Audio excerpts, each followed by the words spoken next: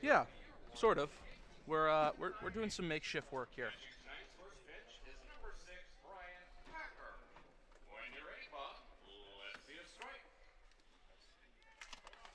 I've also got the stat sheet. We can share this. I've got most of the stats written down, but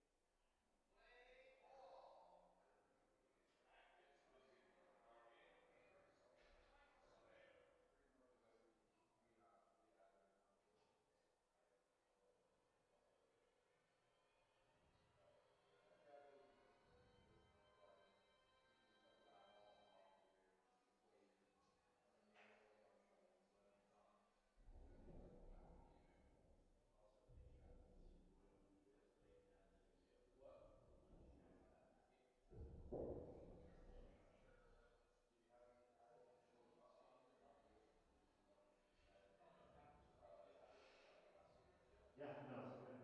That's my job, right? Right being a word coach. If I can't tell you what's happening in right field, I'm not doing my job right.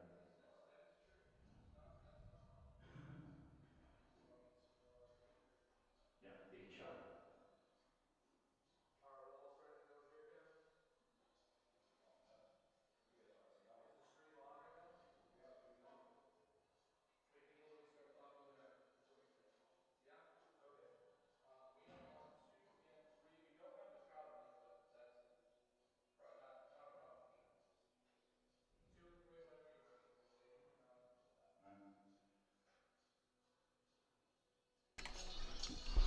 Welcome, welcome, welcome on in to Spillane Field, home of the Wareham Gate.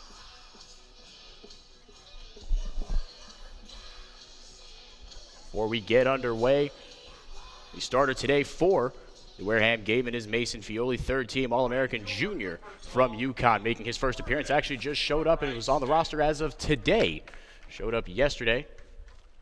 Little roster swap for Don Snedden and company. And the first man he will face is the man himself, Peyton Burdick, as he fouls off the first pitch, 0-1. Burdick was the man who had the career game. He went 4 for 4, count them, 3 home runs and 7 RBIs.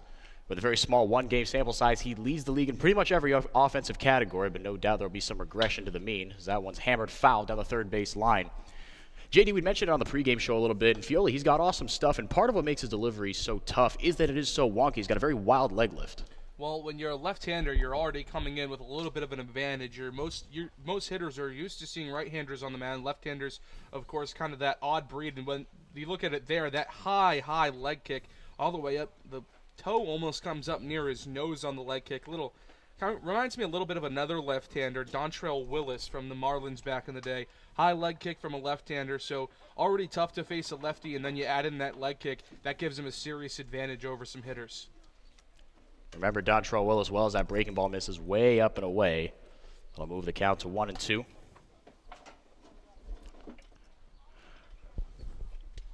Mason Fioli had himself a heck of a year, obviously, at UConn his junior year. A 2.50 ERA, 9-2 in 16 starts. That one is low, even the count at 2-2.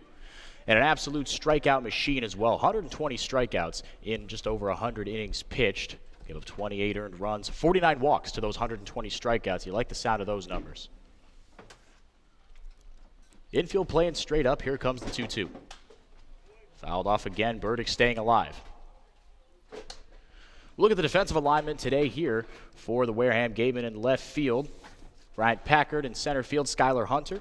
And in right field, the newcomer, Dante Baldelli of Boston College. Get you the infield alignment right after this pitch. 2-2. Low, count runs full. Did he go around? Appeal to the first base umpire says he did. So I amend that statement. A looking strikeout for Peyton Burdick. 1 up, 1 down for Mason Fioli. It's a great pitch for Mason Fioli. He missed up high with a breaking ball earlier in the at-bat. That time he got the breaking ball to break a little bit more toward the plate. Dove right out of the strike zone and down into the dirt and got a really good hitter in Peyton Burdick to go down on it. That's a very big out on another guy as another appeal is made over to first. And again, they're going to say that Thomas Dillard this time went around. So appeals on back-to-back pitches have gone the Gatemen's way. Thomas Dillard, the junior from Ole Miss, had himself a pretty good game. And again, we see that breaking ball. When we see it a little more, it's not as sharp. When he's throwing it for a strike, it's been a little sharper. He's missed it high and outside as it's looped a little more. 1-1, hard fastball misses low, 2-1. Continuing with the defensive alignment for the Gatemen. Austin Shenton at third. Bryson Stott at second. Oliver Dunn back in the lineup, taking the place of Isaac Collins. He'll play second base today behind the plate. Michael Amditas, and of course at first base, Andrew Vaughn, as that one is hammered foul straight back. Count evens 2-2. Base is empty. We're in the top of the first inning. Scoreless here at Spillane Field.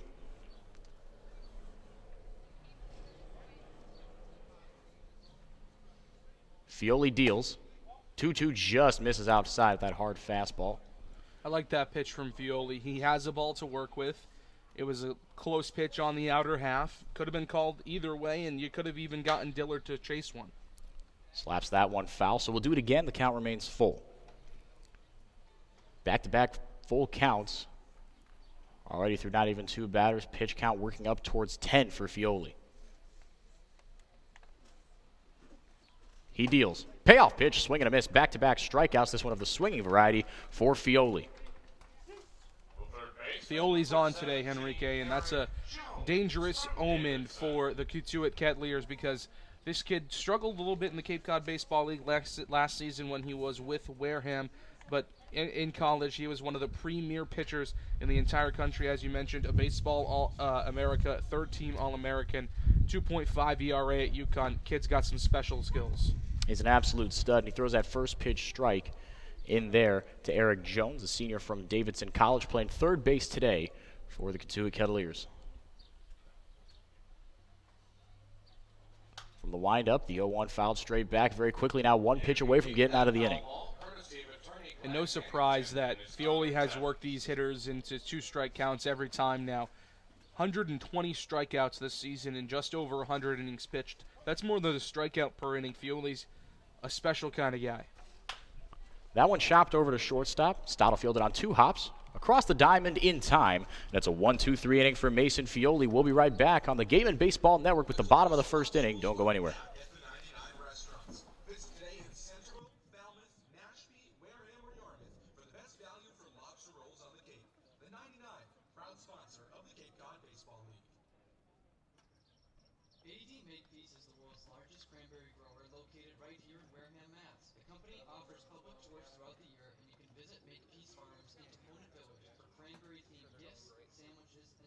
The Gatemen would like to. The 2018 Cape League All-Star Game will be played at White House Field, home of the Harwich Mariners. Mark the date on your calendar, Sunday, July 22nd. Game time is 6 o'clock p.m. The gates open at 2 o'clock. One highlight will be the Cumberland Farms Home Run League contest. There will also be an autograph session and a large merchandise village with items from many of the teams. Be sure to buy your tickets now right here at the merchandise stand. Tickets are just $5 and part of the proceeds. For a nostalgic Cape.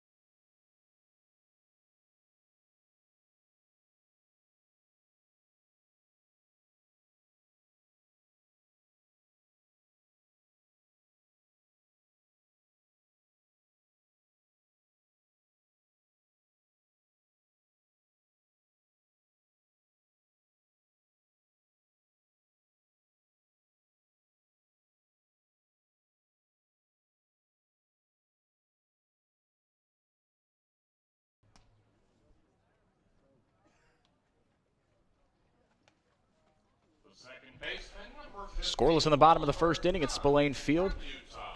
And the Wareham Gatemen will get their first cracks at senior from Wright State, Zane Collins. Collins, of course, Gatemen fans might remember, it's his last time at Spillane Field through a complete game shutout against these very Wareham Gatemen. Looking to do a little bit of the same for his team as they look to move to 2-0 on the season. Gatemen trying to get to 3-0 on the season. An emphatic strike called at the knees on Oliver Dunn. Dunn, the junior from Utah, had himself a pretty good game. 2 for 3 with 3 runs scored in the 12-4 win on Tuesday against Chatham. Did not play in yesterday's game. Very quickly down 0-2 here to Collins. It'll be Oliver Dunn, Skylar Hunter, and Andrew Vaughn batting 1, 2, 3. Skylar Hunter getting bumped down from that leadoff spot in favor of Dunn today. Now the 0-2. Just low and away.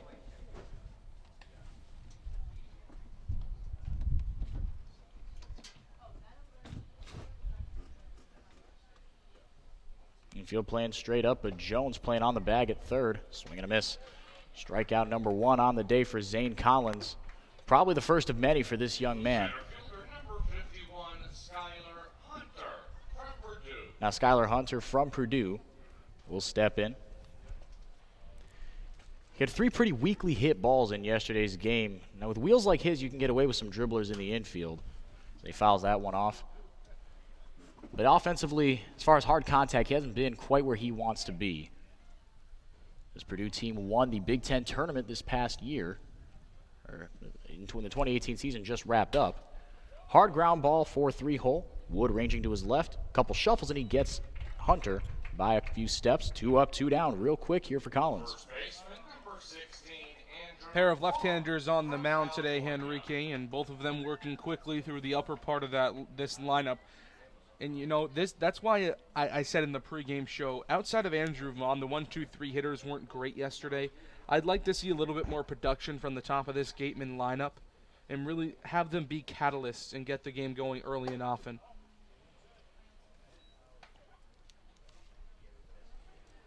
Ball 1, Andrew Vaughn. No, I couldn't agree with you more. It has been Andrew Vaughn, Brian Packard, and Parker Phillips. The heart of the order's been doing what it's supposed to. Vaughn's going to send a hard ground ball over to Wood. Should be another easy put out, and it is. 4-3 for those of you keeping score at home. And the Gatemen go down 1-2-3. Still scoreless at the end of 1 at Spillane Field. We'll be right back with more baseball after the break on the Gatemen Baseball Network. That makes sense. Okay.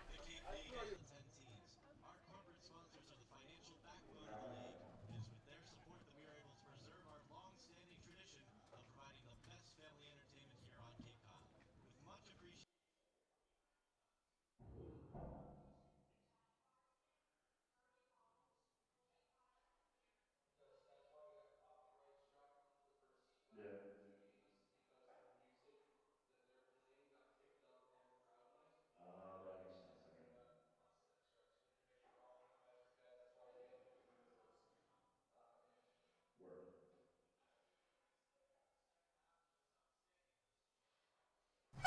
Folks, after the game, be sure to visit El Mariachi on Main Street for the best Mexican food in Wareham.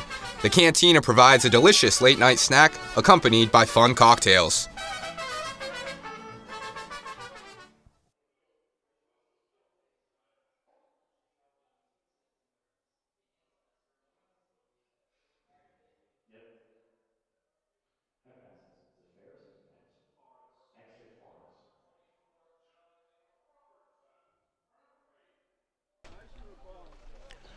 Welcome back. Scoreless, headed to the top of the second inning here at Spillane Field. Mason Fioli back to work for the Gatemen. He will face 4, 5, 6 from the Kettleers. Jonathan Robertson, Zach Bierman, and Zach Humphreys to take on the hard-throwing left-hander from UConn. First pitch strike again from Fioli.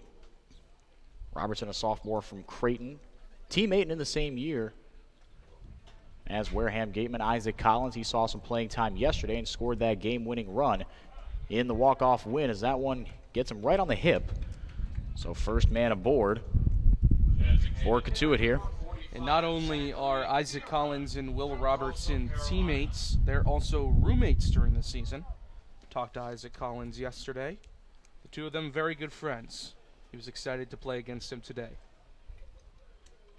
And you love to see that. It's fun to see guys playing cross-conference, becoming teammates, and on the opposite side of things, playing against each other after being on the same team. Fioli with that left-handed pickoff move, much easier to pick over to first, obviously.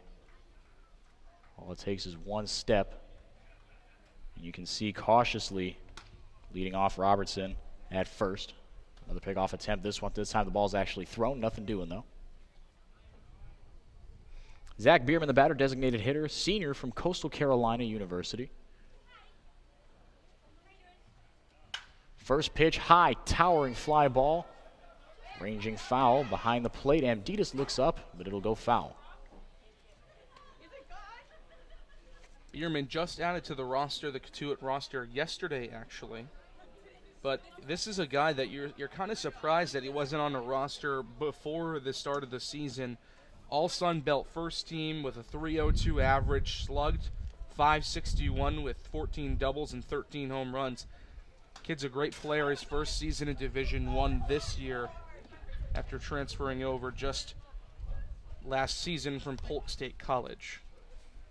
So a little bit under the radar, but certainly a lot of talent. And that's the benefit of that kind of transfer is you don't have to obey the NCAA transfer where you have to sit out a year. You could play pretty much immediately upon transferring to Coastal Carolina. Hammers that one foul down the left field line. We'll do it again, 0-2.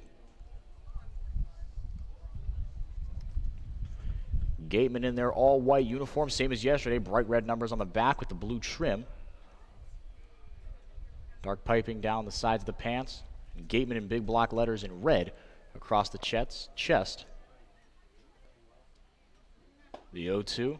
Breaking ball misses low and outside to the left-hander Bierman, 1-2. Not a bad pitch on 0-2.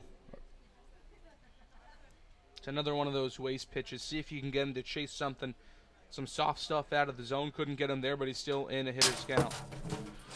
The 1-2 nearly took us out. And we're now in a little more danger. Yeah, we are in more danger now because now there was originally a piece of almost plexiglass in front of us with a huge cutout so we can see a little bit better and not have to look through a chain link fence. But now the plexiglass is no longer there. Yeah, it's no longer there, so we are getting all the fresh air we could possibly want, but also in a clear line of sight, also in a little more danger. The 1-2 is low. So Mason Fioli racking up the pitch count really quick, and these Kettleer hitters doing a very good job of staving off pitches. It's that kind of approach that'll lead you to score 10 runs in a game. A little nervous here, not going to lie to you. Oh, yeah. The 2-2. That one's fouled straight up. I flinched there, I'm not going to lie. Anything that is going not into the field of play or down either line is a little bit scary at this point. Yeah. With the lack of protection we now have. Not going to lie. But the show will go on. Still another 8 innings to go in this one. And if we're still here with you by the end of it, that'll be an act of God. The 2-2. Breaking ball. Just missed. Very, very good pitch on 2-2. Mason Fioli certainly thought it was a strike. Michael Amditas certainly thought it was a strike, but apparently the home plate umpire is one of the few people at this park that did not think it was. So Fioli's going to have to do it again. Swing and a miss, and he does just that. Third strikeout of the day. And that strikeout, of course, brought to you by Lang, Exafarius, and Bullard. 3 strikeouts on the day for Fioli.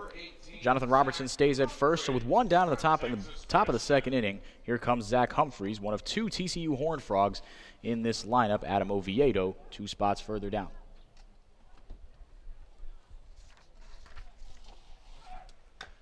That one chopped foul on the hit and run. Well, it looked like a hit and run, I imagine.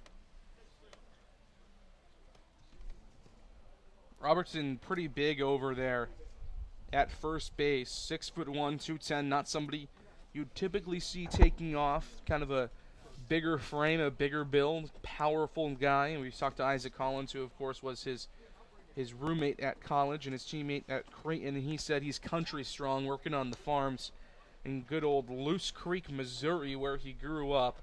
A fantastic town name, to say the least, and the country strength. So, not something you typically, or not something you might not expect, is that he's going to go ahead and try to steal a bag. But we'll see if they send him off again. No, and they indeed do. The throw down a second got him by 1.5 miles. The tag is in fact applied by Oliver Dunn. So the threat on the base path is erased. 2 down, bases empty for Humphreys. It's a pretty good throw there by Amditas. It led Oliver Dunn up the base path a little bit, and Dunn made a good play to go out and get it and then still apply the tag. You'd like to see that throw maybe a little bit closer to the bag, but Robertson was meat either way. Right down the middle to Humphreys. Now 1-2 on the Cotuit Kettleers catcher. Bo Brundage, the center fielder, waits on deck. But if Mason Fioli has his way, that will not be able to be a non-factor in this inning. The 1-2. Barely got a piece of it. That was a 2-strike swing if I've ever seen one. Lunged out and got it. Now he's going to make Fioli try to beat him again. Fioli's working quickly here. He wants to do away with these Kettleer batters as quickly as possible. That one chopped down the third base line. Nice snag. I didn't see exactly who grabbed it, but I saw a hand poke out of the dugout and snag that baseball and reel it right back in. We'll do it again at 1-2. Fioli, like you said, JD, working quick. Check swing, foul ball. We'll do it again.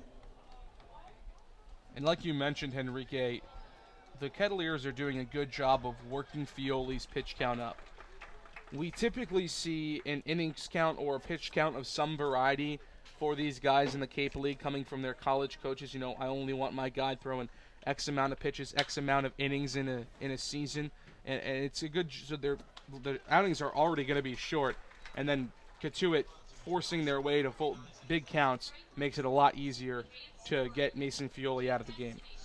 But Fioli, even so, is able to get the outs any way he can. A fly out to Skylar Hunter ends the threat. And we go to the bottom of the second inning, still scoreless from Spillane Field. Don't go anywhere. We'll bring you more baseball in just a second on the Gatemen Baseball Network.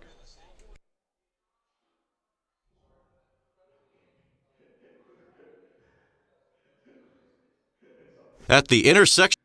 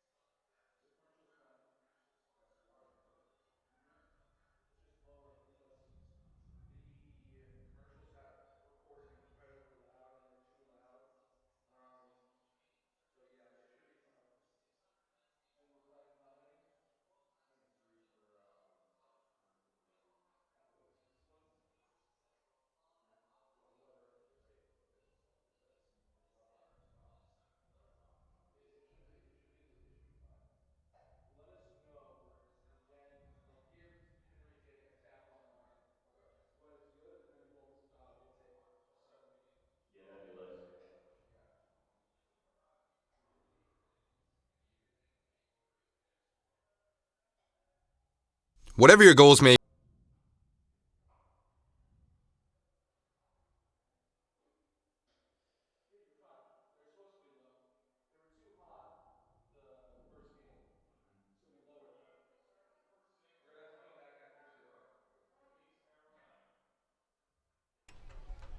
0-0 ball game, bottom of the second inning. Wareham Gatemen getting their second tries at Zane Collins. It'll be 4, 5, 6. Brian Packard, Parker Phillips, and Bryson Stott to face the left-hander. Got a slight piece of it, but right into the glove of Zach Humphreys behind the dish, 0-1. Brian Packard, Jr. from Eastern Carolina University. Both pitchers working really quickly here. Not giving me a ton of time, or you for that matter, to get much in between pitches as the breaking ball misses high. 1-1, right down Broadway, 1-2. Well, the one thing you need to say about Bryant Packard is this kid's a great hitter. Hit over 400 this season at East Carolina. Baseball America, first team All-American, Team USA. He knows how to hit a baseball. That's about all you need to know about him. And that one did not, in fact, clip Packard. I thought it might have originally as the umpire motioned something, but nothing doing. 2-2 the count. Pitch chopped up the middle. Wood ranging to his right. Gets around it. Nice play over to first in time.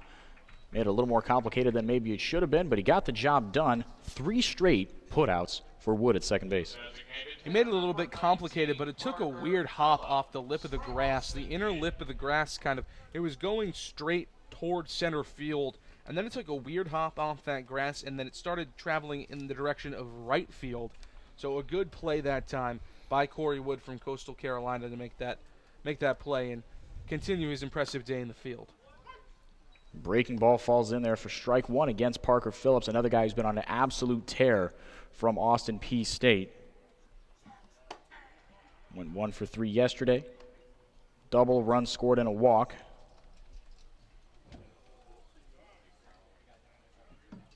Time is called. This heart of the Gatemen lineup, I can't imagine a much tougher heart of the order in the Cape Cod Baseball League. You've got Andrew Vaughn at 3, Bryant Packard at 4, and Parker Phillips at 5. That's kind of been the consistent 3-4-5 hitters for Don Sneddon, and they've been fantastic. Wave and a miss, tipped it into the glove of Humphreys behind the plate. Second strikeout of the day. And just as I said, they've been fantastic. They go 0 for 3. So a little bit of a broadcaster's jinx there, but they're talented enough guys that they'll find ways to get on base, and things will start heading their way in the right direction soon. Bryson Stott takes ball 1 just above the letters. And to your point, JD, I look at the example of Andrew Vaughn just by himself. Yesterday got off to a slow 0 for 2 starts and rattled off 3 straight base knocks, ended a 3 for 5 day. On Tuesday, he dives out of the way of that one, 2-0. I think it's the first time Collins we've seen him get behind in the count all day, it seems like. He's working quickly and he's working efficiently, a little bit different than Mason Fioli's tactic. And now 3-0, and the Gatemen are kind of playing Cotuit's game and saying, hey, we're going to let you throw a lot of pitches. We know you're probably on a pitch count too, so we're going to get you to throw as many pitches, try to get you out of the ball game as soon as possible. And Stott taking all the way there, 3-1 as that one catches the inside corner. Every infielder except for Jones at third playing straight up. Hard fastball misses low, so a base on balls, given up to Stott. Gatemen have something cooking here with 2 outs. Let's see what Michael Amditis has to say about it. From Miami. Sophomore from Miami wearing those bright green and orange batting gloves.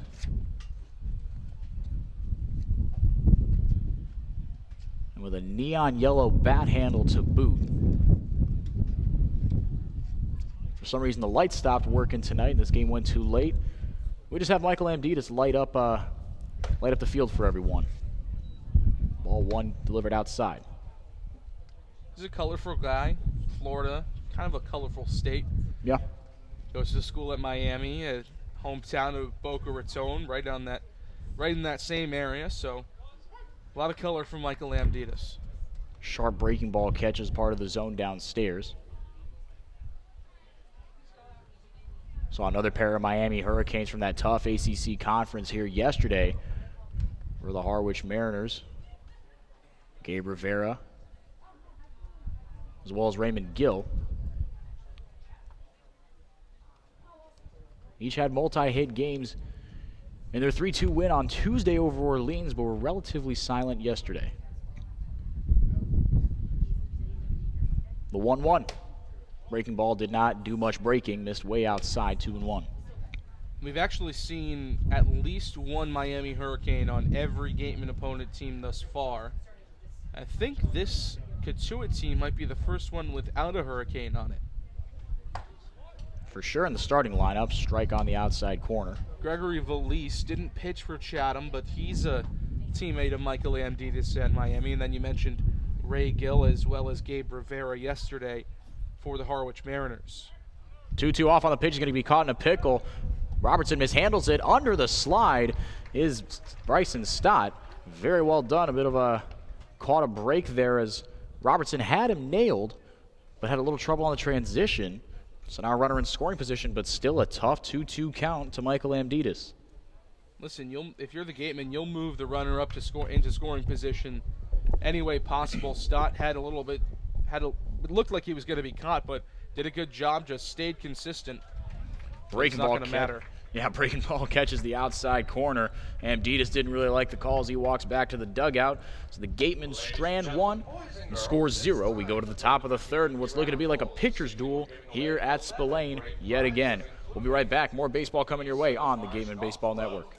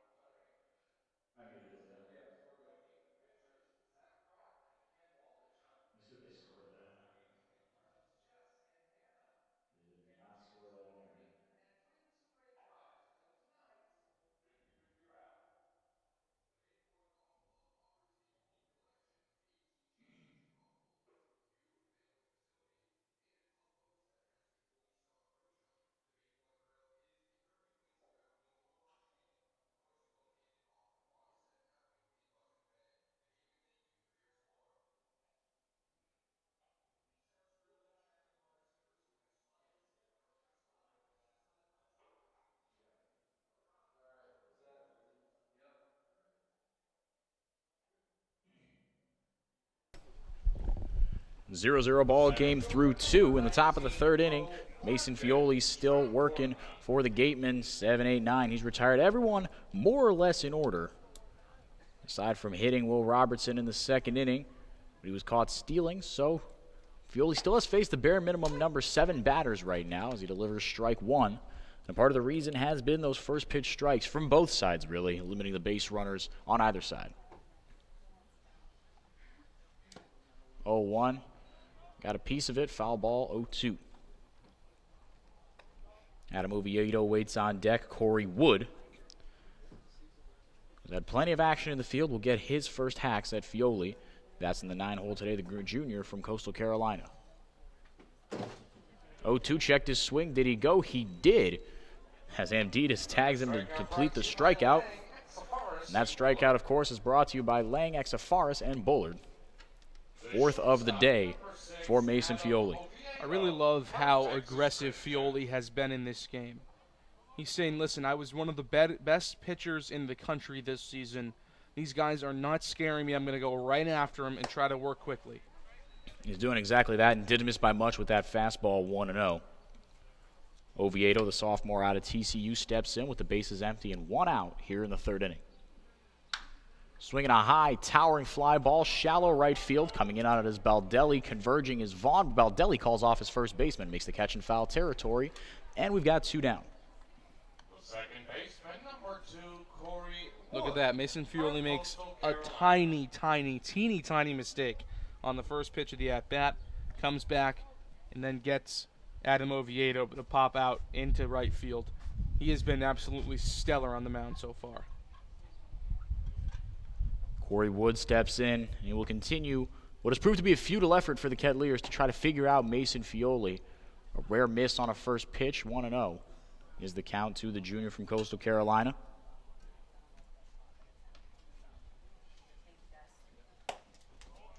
Hard fastball missed upstairs, 2-0.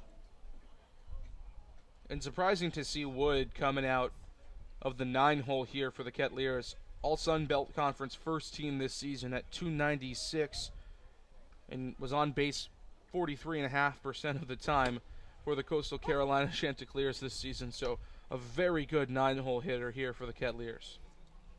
Okay, and they call him the second leadoff man, and that's one of those characteristics of leadoff guys you put at the top of the orders, the ability to get on base at a manic pace. And now back-to-back strikes from Fioli. And just like that, that 2-0 count is erased. Fioli back in the driver's seat, as he has been all game. Breaking ball, got him looking, not even close. That one brought to you by Lang, Exafaris, and Bullard. What a pitch. 5 through 3 for Mason Fioli. He is rolling, and so are the Gatemen. They will try to get things going offensively in the bottom of the third when we come back on the Gatemen Baseball Network.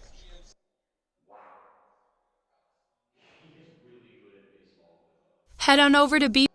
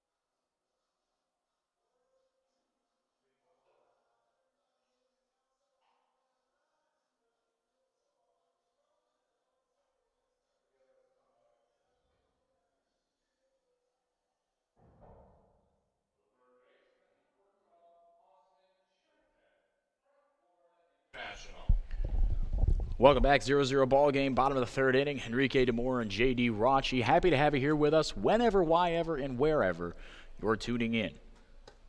First pitch, hard fastball, doesn't miss by much, 1-0. To the Gatemen 8-hole hitter today, Austin Shenton, the junior from Florida International University. It'll be Dante Baldelli. He'll get his first cuts as a Gateman. He waits on deck. Lazy fly ball. Not getting as lazy, takes Dillard all the way back to the warning track almost. I use the word warning track pretty loosely here. No actual warning track here yeah. at Spillane Field, but it did get out there deep. Shenton showing off a little bit of opposite field power. You like to see that. Went 3 for 4 yesterday with a trio of singles. So Shenton's been one of the most consistent hitters through the exhibition games as well as through the first couple of games here of the season. And showing off some power pretty much for the first time in a Gatemen uniform. And we talked about it, I think it was on the pregame show, or maybe it was just conversation between me and you, but over 2 games, the Gatemen have been hitting .271, pretty darn good over 2 games. A lot of men left on base, though, yesterday. Given the guys that had multi-hit games, the Gatemen stranded 10 guys. Fastball catches the upper inside corner of the strike zone, 2-1 on Dante Baldelli, the junior from Boston College. And I think some of that, JD, has to do with, like you were saying, the production or lack thereof from the top of the order. I think, those guys, they really are the engines, or at least maybe the spark plugs is a better term for this lineup in the offensive production that we've seen they can have. 2-2, wave and a miss. Got him on strikes. 4th of the day for Zane Collins. Now 9 strikeouts between the 2 starting pitchers through not even 6 combined innings of work. That's scary stuff. We saw Ken Waldachuk and Ricky DeVito go at it yesterday for Wareham and Harwich, and now as Skylar Hunter lays a pretty good bunt down. He's got some speed, but a good play from the third baseman, Jones, to get him. Ends the inning, but it's been pitcher's duel galore so far through the first 2 home games of the season for the Wareham Gatemen. Dunn is retired despite laying down, like you said, JD, a heck of a bunt. We're through 3 and still scoreless in a good one here at Spillane Field. Don't go anywhere. Top of the 4th coming at you in just a second on the Gatemen Baseball Network.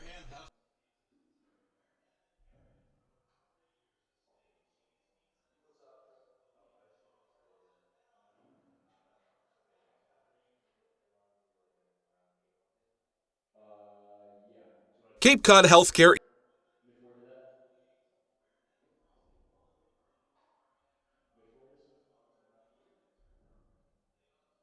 One of the Gatemen's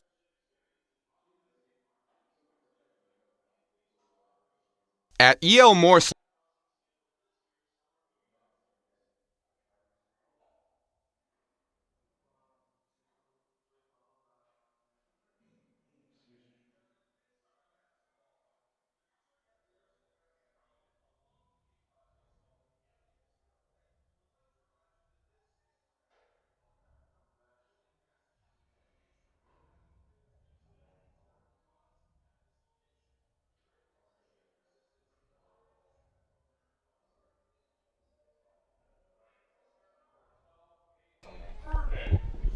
Welcome back to Spillane Field, still scoreless.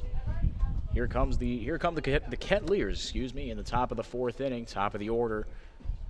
As Mason Field, despite the high pitch count, has faced the minimum number of batters. Hard fastball misses outside to Peyton Burfict. Burfict over 1 today with a looking strikeout, but had himself a career game a couple days ago. He was the talk of the town on Tuesday across the entire Cape League. 4 for 4, 3 home runs, and 7 RBIs, and is ahead here in a pretty good hitter's count, 2-0 against Fioli. Swinging a high fly ball, should be playable for Packard. Takes a few steps in, makes the catch for out number 1. Left fielder number 7, Thomas Dillard. Thomas Dillard now the batter, 0 for 1 with a strikeout. Junior from Ole Miss was part of that a key part of that 10-run barrage on Tuesday for the Kettleers. 2 for 3, 3 runs scored, 2 walks as well. Takes a hack at one and fouls it off, 0-1. You can keep that foul ball thanks to attorney Glenn Hannington and his daughter Tevis.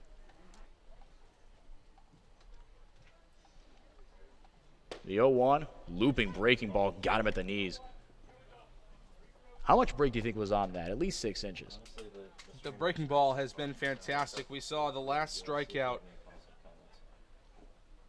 for Mason Fioli, and there it is again. The pitch has so much break, it's completely fooling these Kettleer hitters. An absolutely mesmerizing performance thus far from Mason Fioli. Couldn't agree with you more. Another strikeout brought to you by Lang Exafarius and Bullard. Make that 1, 2, 3, 4, 5, 6. A lot of Ks on my scorecard here today. Compliments of Mason Fioli. Now with 2 outs and the bases empty, that one misses low to Eric Jones.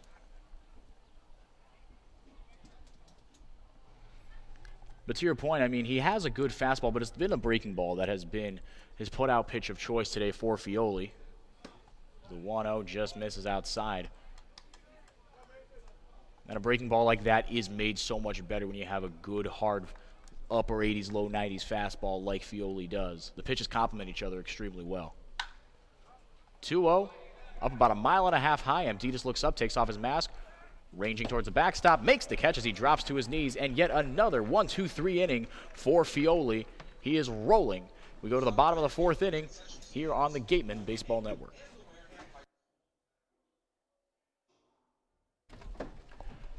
We're going to throw it real quick to Ian Becerra for a look around the Cape League for a score update. Thanks, Henrique. So far, Chatham is winning 8-0 over Brewster in the 8th inning. Tristan English with 3 hits and an RBI today, and Spencer Torkelson has a home run and 3 RBI as well. In Bourne, Falmouth is losing 3-0 to the Braves. Bourne is up 3-0 in the 5th. And over in Hyannis, Harwich is winning 2-0 in the 5th. And then back over in Orleans, they are just starting their game right now against the Yarmouth Dennis Red Sox, and we are in the bottom of the 1st inning in that game. And that's our look around the Cape. Back to you, Henrique. Thank you so much, Ian. A lot of action going on around the Cape today. 3 cancellations yesterday. The Gatemen played one of only 2 games of the usual 5 on any given game day in the Cape.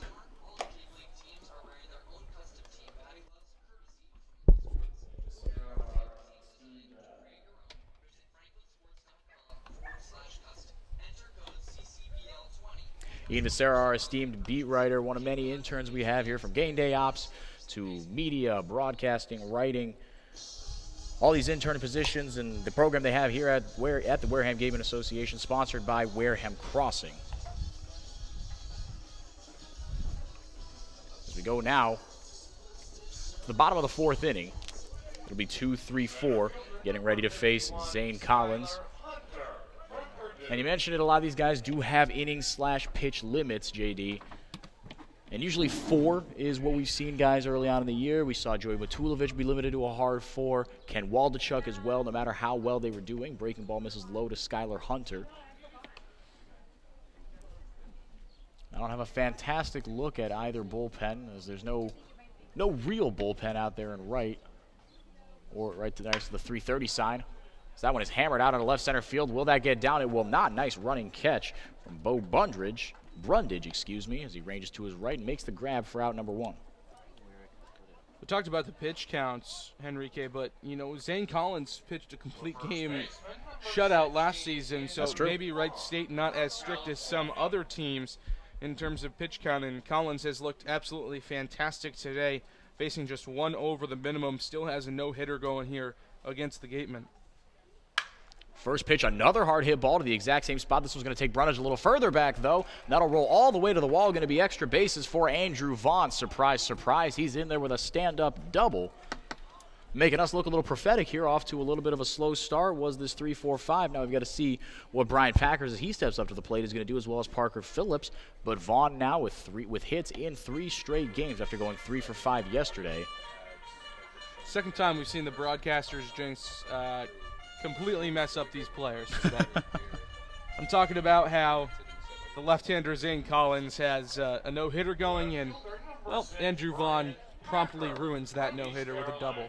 But we at the Wareham Gatemen know to be responsible with our powers and try to only use them for good. Or at least for Certainly the good guys, for if the you will. Gatemen. I'll say, yeah. Breaking ball misses low. 1-0 to Brian Packard. Grounded out to Corey Wood. Over at second, his last time up. manning scoring position after back-to-back really hard-hit balls. And like you were saying, JD, he had a lot of success, Collins did, through first time through the order. But that's what makes hitters like Andrew Vaughn so dangerous. They learn trip to trip about what to do against guys like Collins. I mean, no one's safe from a guy like Andrew Vaughn, who's one of the best, if not the best player in the country. Pac-12 Player of the Year. Golden Spikes finalist is just a sophomore, and most of the other guys that are finalists for the Heisman Trophy of college baseball, if you will, Brady Singer at Florida, a couple of other top tier guys, top rounds of the draft, a lot of talent, and Andrew Vaughn might be the most talented of all of them. Fastball at the knees, moves it to 3-1. No, I couldn't agree with you more, JD, and he's a Team USA guy, as we've mentioned a few times throughout the season.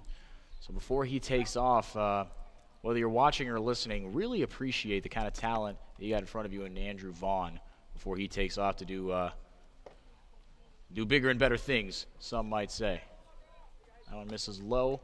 A 5-pitch walk puts Brian Packard aboard. Reinstates the force with one out, which could come back to bite the Gatemen, but Parker Phillips will try to make that a non-issue. Designated hitter number 19, Parker Phillips from Austin Peay. Zach Humphreys goes out there and gives a sign to his infielders, making sure they're all squared away in case Parker Phillips decides to square around for a bunt or any sort of other trickery from Don Snedden and company for the Gatemen. Can't imagine you'd have as good a hitter as Parker Phillips put one down in this situation.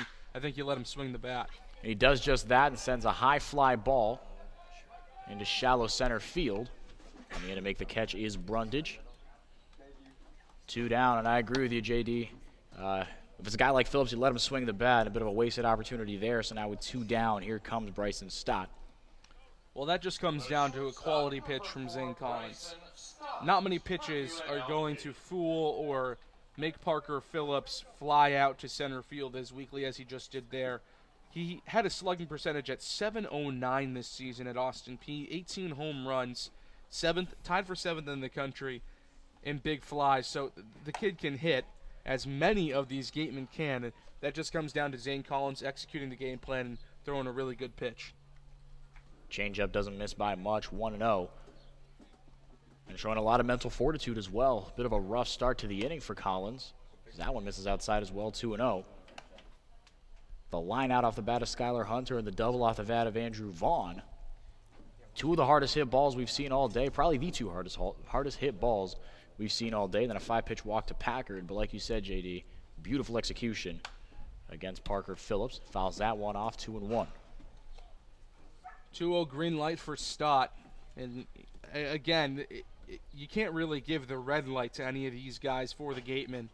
365 for Stott this season at UNLV. Led the country in doubles with 32 baggers. My goodness. Another Team USA guy. There are great hitters all through this lineup. So a 2-0 count is just as you're going to swing just as much as if it was 0-2. You're going to swing at a pitch that looks good to you, and there's not really anything that you can do to stop them from swinging because they are so talented, and why would you stop them from doing that? No, you got to trust them. You don't get 30 doubles off of luck because that one misses just, and I mean just barely.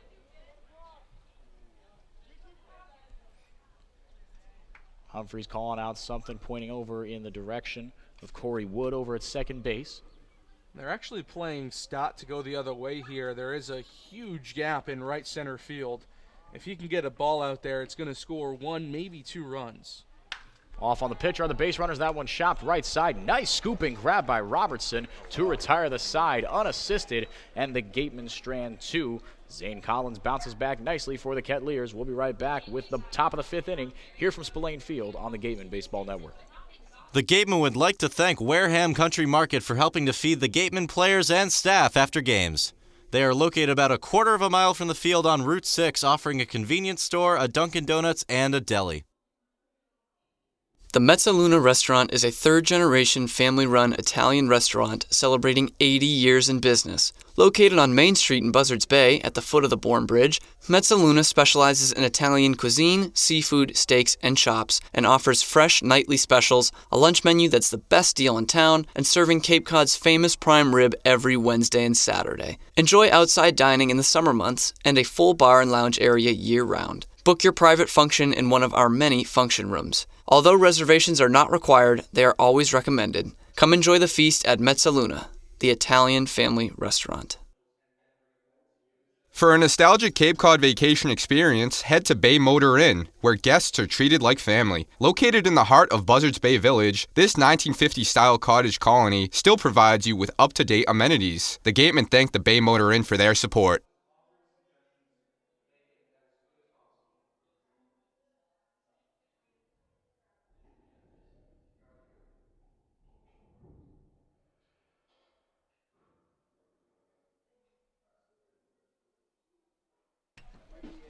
Welcome back. Scoreless heading to the bottom of the fifth inning here from Spillane Field. New arm on the bump for the Gatemen. Mason Fioli's day is done, and what a day it was.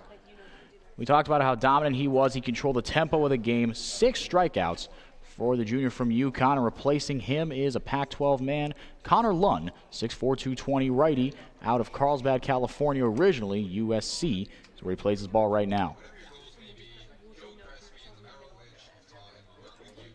He will face 4, 5, 6, Will Robertson, Zach Bierman, and Zach Humphreys. Not much success for those three. Not much success for any of these Kettleers so far.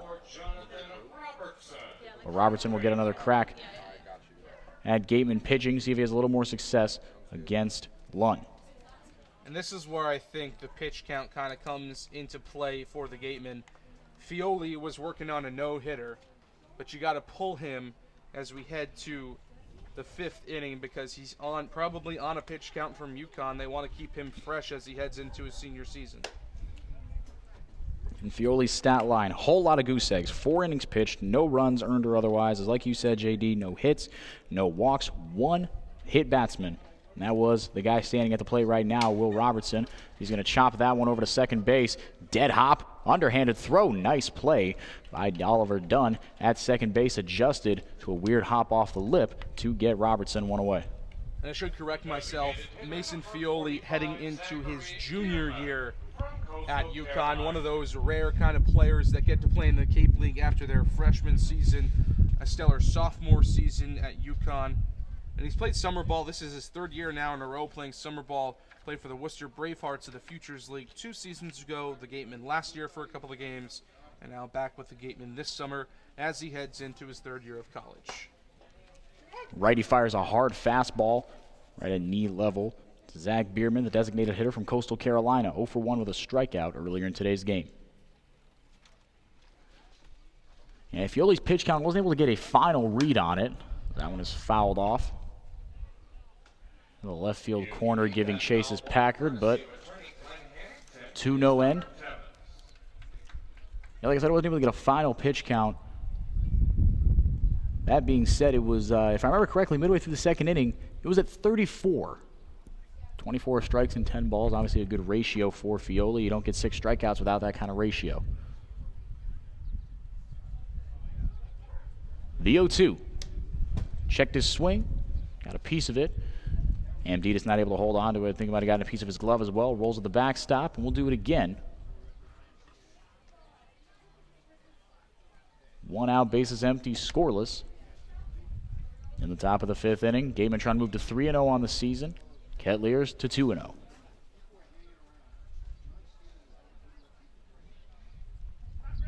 Sets, deals. Outside 2-2. Breeze picking up ever so slightly, blowing left to right. Sun starting to set on what started out as a bit of a crummy day. Heavy clouds as the heavy cloud cover moved away and further away from Spillane Field. Lazy fly ball, shallow left field. It's going to drop in front of Packard. Probably the smart choice there. Is about the best you could hit a ball location-wise in the outfield with that kind of strength. So Bierman is aboard with the first Kettleer hit of the day. And here comes Zach Humphreys.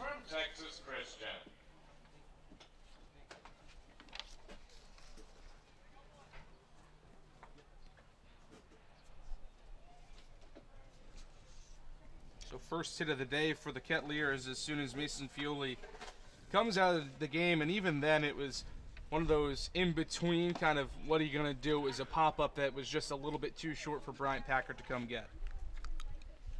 Yeah, to your point, JD, it was not a well-hit ball, but it found the right spot, and sometimes that's all you need. So Humphreys, who's 0 for 1 on the day, steps in and sends that one about a mile-high foul behind the first base dugout, 0-2. Lund's still throwing good pitches, and we'd expect nothing less from him. Sub-3 ERA this season at USC in his second year with the Trojans. 9 walks and 32 strikeouts, an excellent ratio from the right-hander. 0-2 in the dirt, 1-2 up, ready with it is Amditas. But Bierman stayed put at first.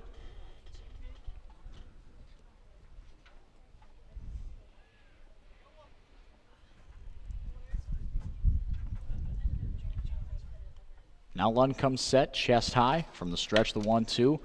High fly ball, left center field. Converting out at our Packard and Hunter, but the center fielder takes charge as he should and fields it in shallow left center, 2 away. Center fielder number 19, Bo Brundage from Portland. Bo Brundage of Portland will step in, 0 for 1 with a fell victim to a Mason Fioli strikeout, as did many of these Kettleer hitters.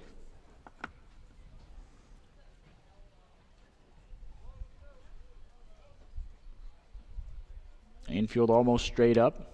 Andrew Stenton, or Austin, excuse me. That one is fouled off. Austin Stenton playing almost even with the bag at third, about 10-15 feet off the line. On the black dirt, gravel type substance, they call it stone dust.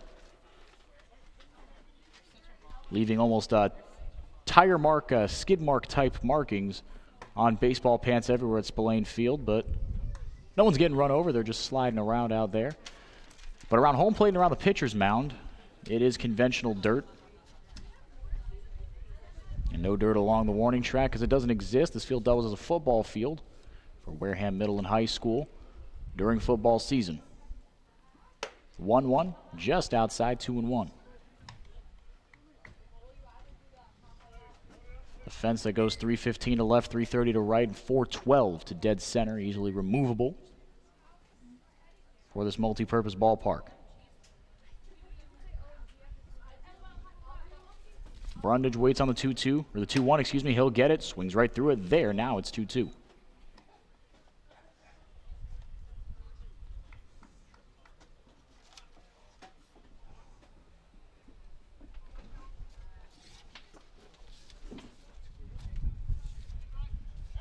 Lund attempts a pick off, really quick feet by the right-hander. It's not easy to develop a good pickoff move as a right-hander to first base, but Lund's got about as good as anyone because it's so complex to avoid a balk as a right-hander picking off over to first base. One false move, that base runner moves from first to second without you even throwing the ball. The 2-2. Just outside, count runs full. We've seen umpires be a little bit lenient early in the season, especially in the exhibition games. But now, as we head more in toward the CCBL season, the strike zone, especially tonight, is starting to tighten up a little bit.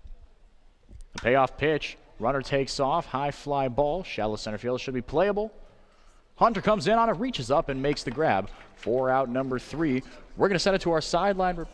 We're going to take a quick break before we get to our sideline reporter. Mary Order's going to interview our beat writer, Ian Vicera. Before that, we're going to take a quick break here on the Gatemen Baseball Network, scoreless after 5.5.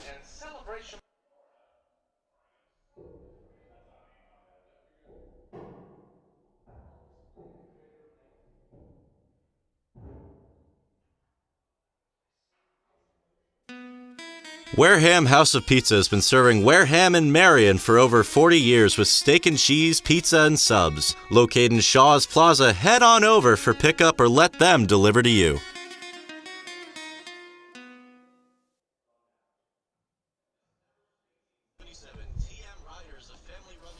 Thanks, guys. I'm joined tonight by Gatemen beat writer Ian Vicera. Now, Ian, this is your first summer at Wareham, but you've seen the team in both their preseason and regular season games. I'd say you know their ball play pretty well at this point. Now, at 0-0, this is a hitting stalemate tonight. What do the Gatemen need to change to get their bats going? Well, Mary, I'd say it's pretty simple. Just keep the at-bats simple. Just don't try and do too much at the plate. You're going to see good pitching in this league, so you don't want to go up there and try and do too much. Just put good swings on the ball, and then obviously just, have a good eye up there at the plate, only be swinging at strikes. Speaking of pitching, pitcher Mason Fioli had a great start for the Gatemen. What impressed you most about Fioli? I'd say his command. He was just dominant tonight. It was flat out simple. You could tell he was ready to pitch tonight after not doing so well last year in the Cape League. He had 6 strikeouts, and it clearly showed. He has great stuff out there, and the hitters for Cotuit just couldn't match up to it. Well, there you have it. I'm Mary Orders with beat writer Ian Vasera. To see more of Ian's work, follow him on Twitter at Ian_VESCERA. Guys, back to you. Thank you, Mary. Thank you, Ian. We mentioned beforehand the fantastic intern program here for the Wareham Gatemen. Get experience doing just about anything baseball related. Back to the game at hand. Zane Collins back to work for the Kettleers. Not on as strict a pitch limit, I guess, as Mason Fioli, although Fioli's pitch count did run unnaturally high. Collins will face.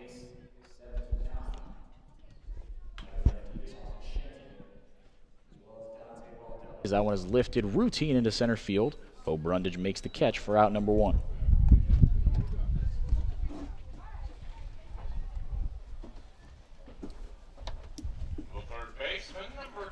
Zane Collins still dealing here in the 5th inning. He's looked about as good as you can look. Gave up that double, gave up that walk in the last inning that he faced the Gatemen, and now he's going to give up another single at the very least here to Austin Shenton, but still locating his pitches well, and it's against probably the toughest lineup in the league, so he's done an excellent job today. I've been very impressed with the work from Zane Collins. Yeah, as you were saying, JD, this lineup it's like a pitcher's nightmare. You look and you got Andrew Vaughn, Brian Packard, and Parker Phillips at 3, 4, 5, but it doesn't get any easier. A guy like Bryson Stott at UNLV, he can hit anywhere he wants in the lineup at UNLV, but at the Cape League, it's a league that has an all-star game. This league kind of feels like a countrywide all-star game. That's kind of what it is, the talent development that aims to take place out here. Produces a lot of big league household names. Heck, the number 1 and number 2 overall picks in the MLB draft, Casey Mize and Joey Bart, were a battery here in Wareham in 2016, pitcher and catcher. Now time is called. We got a mound visit. Quick mound visit. Yeah, no kidding. The quickest mound visit I think I've ever seen. He came racing out of the dugout. Yeah, I don't think I've ever seen that. With some urgency, going to talk to his pitcher, Zane Collins. Zach Humphreys up there as well. Make sure everybody's on the same page.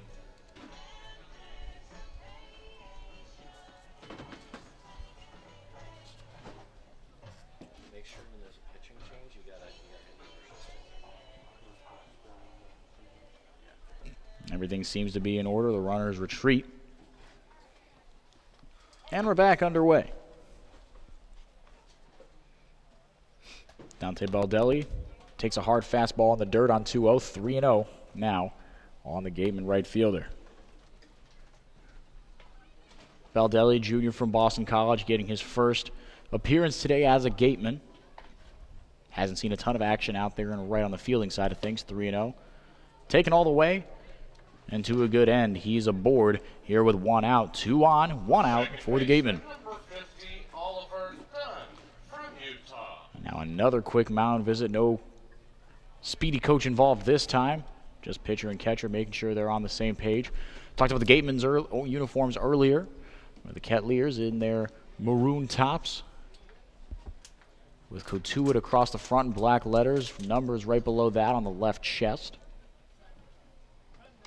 White outline on the text. White pinstripe or white pants with what looked like maroon pinstripes, or they might be black. I can't tell exactly from here.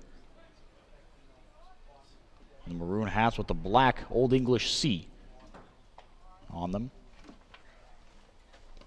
First pitch to Oliver Dunn in the dirt. Humphrey's doing a good job of keeping it in front of him. Humphrey staying loyal with his TCU. What would you call that? Is that a catcher's helmet? 'Cause it's not the mask. No, it's the helmet. It's the helmet. Yeah, catcher's helmet. He's wearing the traditional getup, not the modern stuff we've seen from a couple of catchers. He's got the 2-piece getup going for him tonight. TCU in bold white letters, letting everybody know where he's proud to hail from. Another 2-0 count here. Troublesome. Oliver Dunn looking to take advantage of it. He's 0 for 2 today. Right down Broadway, taken all the way. You mentioned it earlier, JD.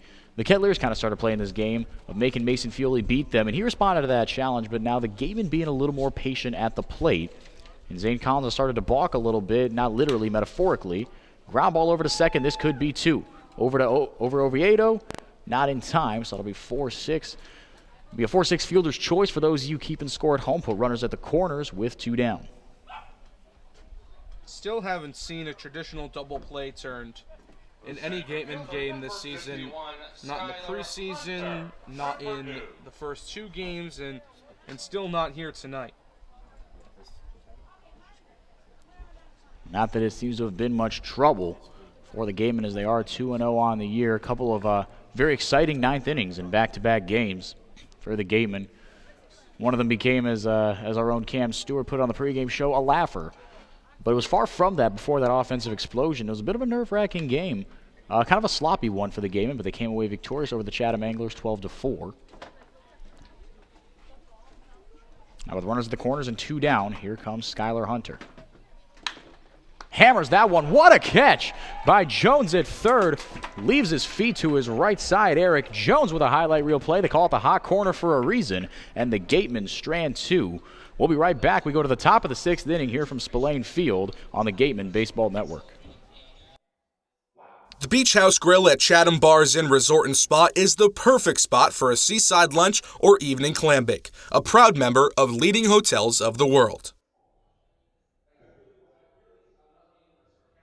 Whatever your goals may be, Joe Crespi and the Merrill Lynch of Taunton will work with you to develop a customized financial strategy designed to help you pursue what's important to you. Managing your wealth and listening to you is their top priority. At the intersection of Route 195 and 28, Wareham Crossing, home of Lowe's, Target, and Red Robin, is the sponsor of the Gatemen Intern Program. They help to provide a world-class internship experience in broadcasting, marketing, sports management, and baseball operations. Check out Wareham Crossing's schedule for this year's Summer Movie Night Series. Since 1950, Morse Insurance has consistently offered the best insurance at competitive rates to generations of clients in southern Massachusetts. If you're frustrated with paying for what essentially feels like just a piece of paper, it's time for you to check out the one-of-a-kind client experience that only Morse Insurance can deliver.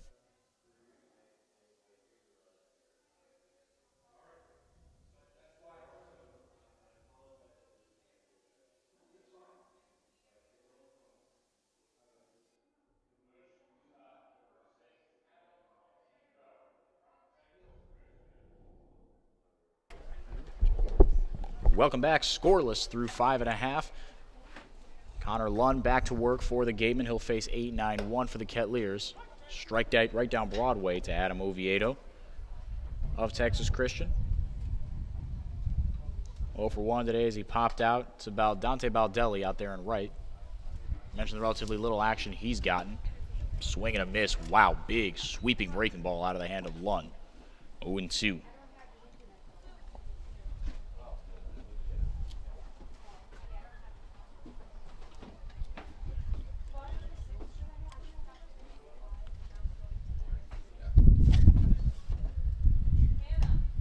Hard fastball, doesn't miss by much.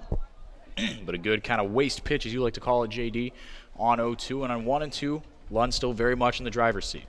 If you've got pitches to work with and you're in an account that you can maybe try to get somebody to swing and miss, it even gives you a little bit of a confidence boost.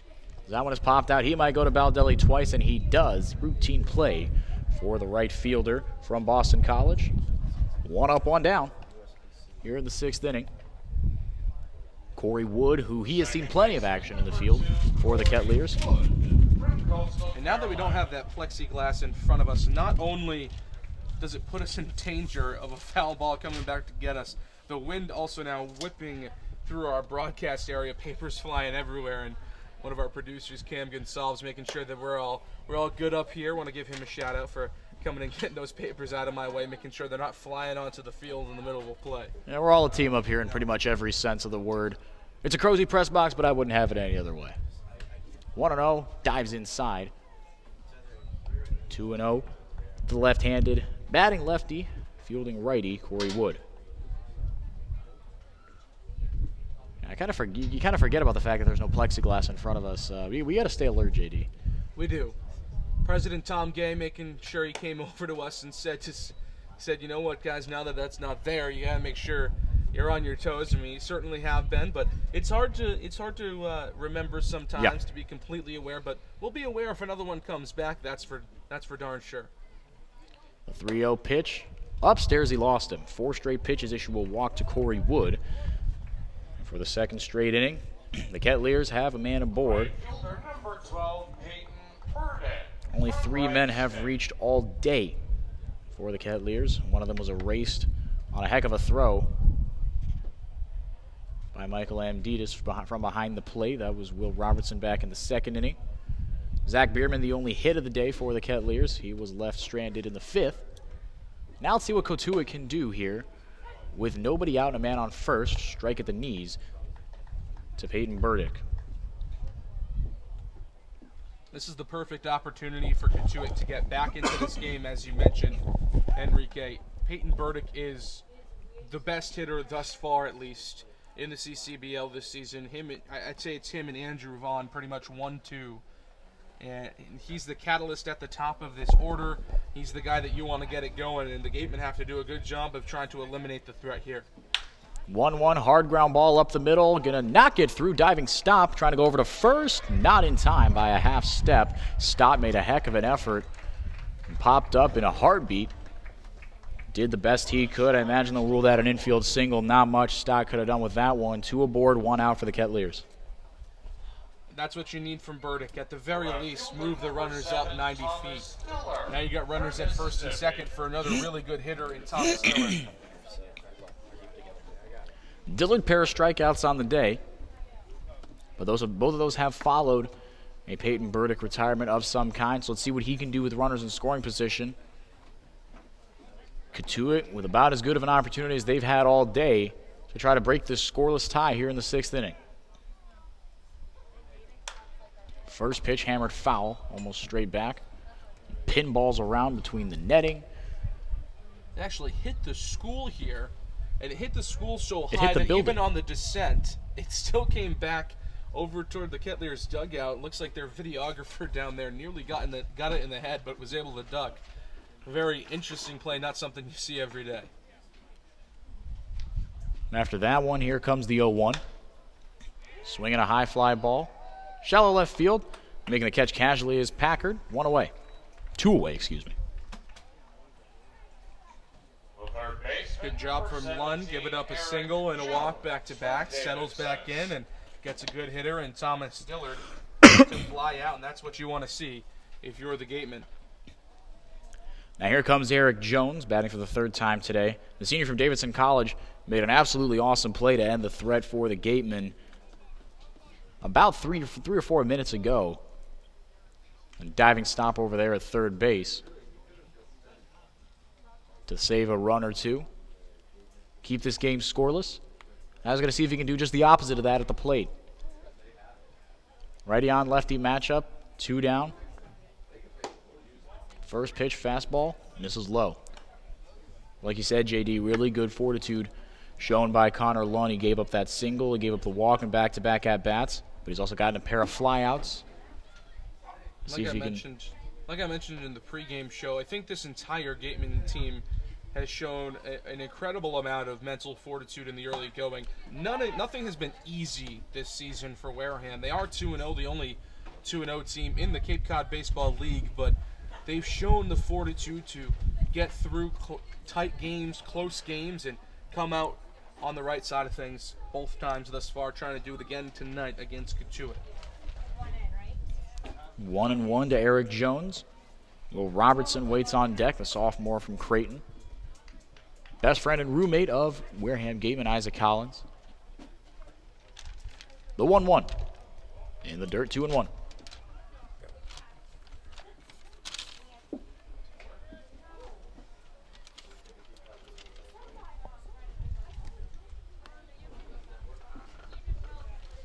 Sun is pretty much completely set, although it is still lighting up the sky. Everything under the shade.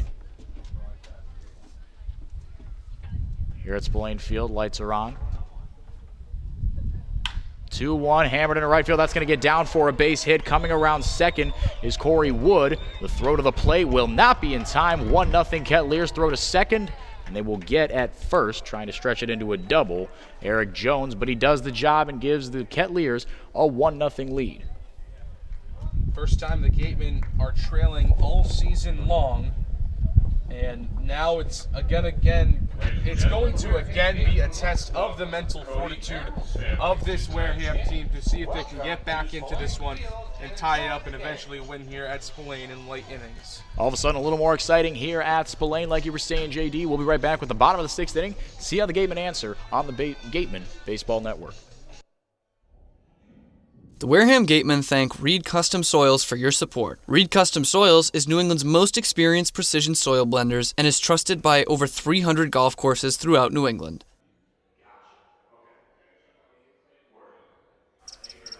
AD Makepeace is the world's largest cranberry grower located right here in Wareham, Mass. The company offers public tours throughout the year, and you can visit Makepeace Farms in Tohonet Village for cranberry-themed gifts, sandwiches, and salads. Visit makepeacefarms.com. Learning at Curry College extends beyond the classroom and is embedded in all that they do. Curry prepares students to engage in successful careers and active citizenship with a global perspective. Explore undergraduate majors, minors, and concentrations, including new majors in accounting, biochemistry, and software development, online at www.curry.edu.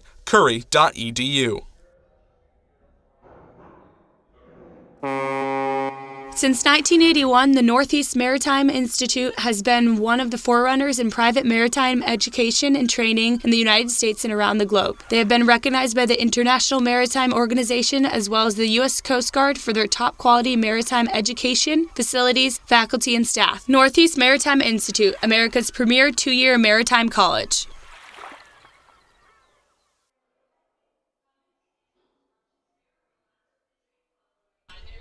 Welcome back. 1-0 Kettleers at Spillane Field. Eric Jones does the damage on an RBI single.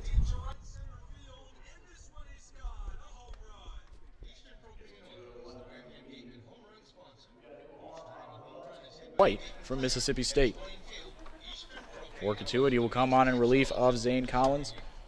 Line on Collins, like you were mentioning, JD, earlier, about as good as you can get. 2 hits, no runs surrendered, earned or otherwise, 4 strikeouts through 5 innings for the senior from Wright State. 3 walks given up, but the Gatemen, again, have not been able to capitalize. They've left 5 men on base compared to just 2 all day for Cotuit. The first baseman, number 16, Andrew 3 hits on the day for the Kettleers. And for the Gatemen, just 2. Andrew Vaughn comes to bat. This is the guy for the Gatemen you want to have up at the plate in this situation. You're down 1-0, and Vaughn can easily tie this one with one swing of the bat. Absolutely. You like the prospect of that if you're a Gatemen fan.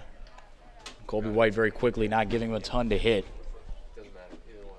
Hard fastball, doesn't miss by much inside. Infield playing almost straight up. Again, Jones playing even with the bag, this time about 20 feet off the line at third. That one misses low, 2-0. Vaughn in a very dangerous hitter's count. Again, rocking the blue and gold Cal Bear batting gloves. We've seen a few guys represent their schools via the batting gloves. That one misses inside. The Miami Hurricanes most noticeable with the loud green and orange. 3-0 now to Vaughn. I would be appalled if he isn't taking all the way here. Does just that and has issued a 4-pitch walk. So probably the best case scenario, given how quick those fastballs were coming in. Andrew Vaughn could send it out of here even quicker. Now with a man aboard and nobody out, here comes Brian Packard of Eastern Carolina.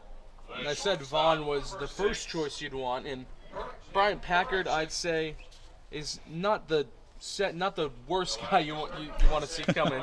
He's probably the second best option on this team coming to the plate. Probably the second best hitter. I think it's either him or Parker Phillips, who, guess what, is next. Couldn't agree with you more, JD. A very dangerous heart of the order. We've been harping on it all day. and now 5 straight balls thrown. 2 Gatemen batters here to start the 6th inning by Colby White.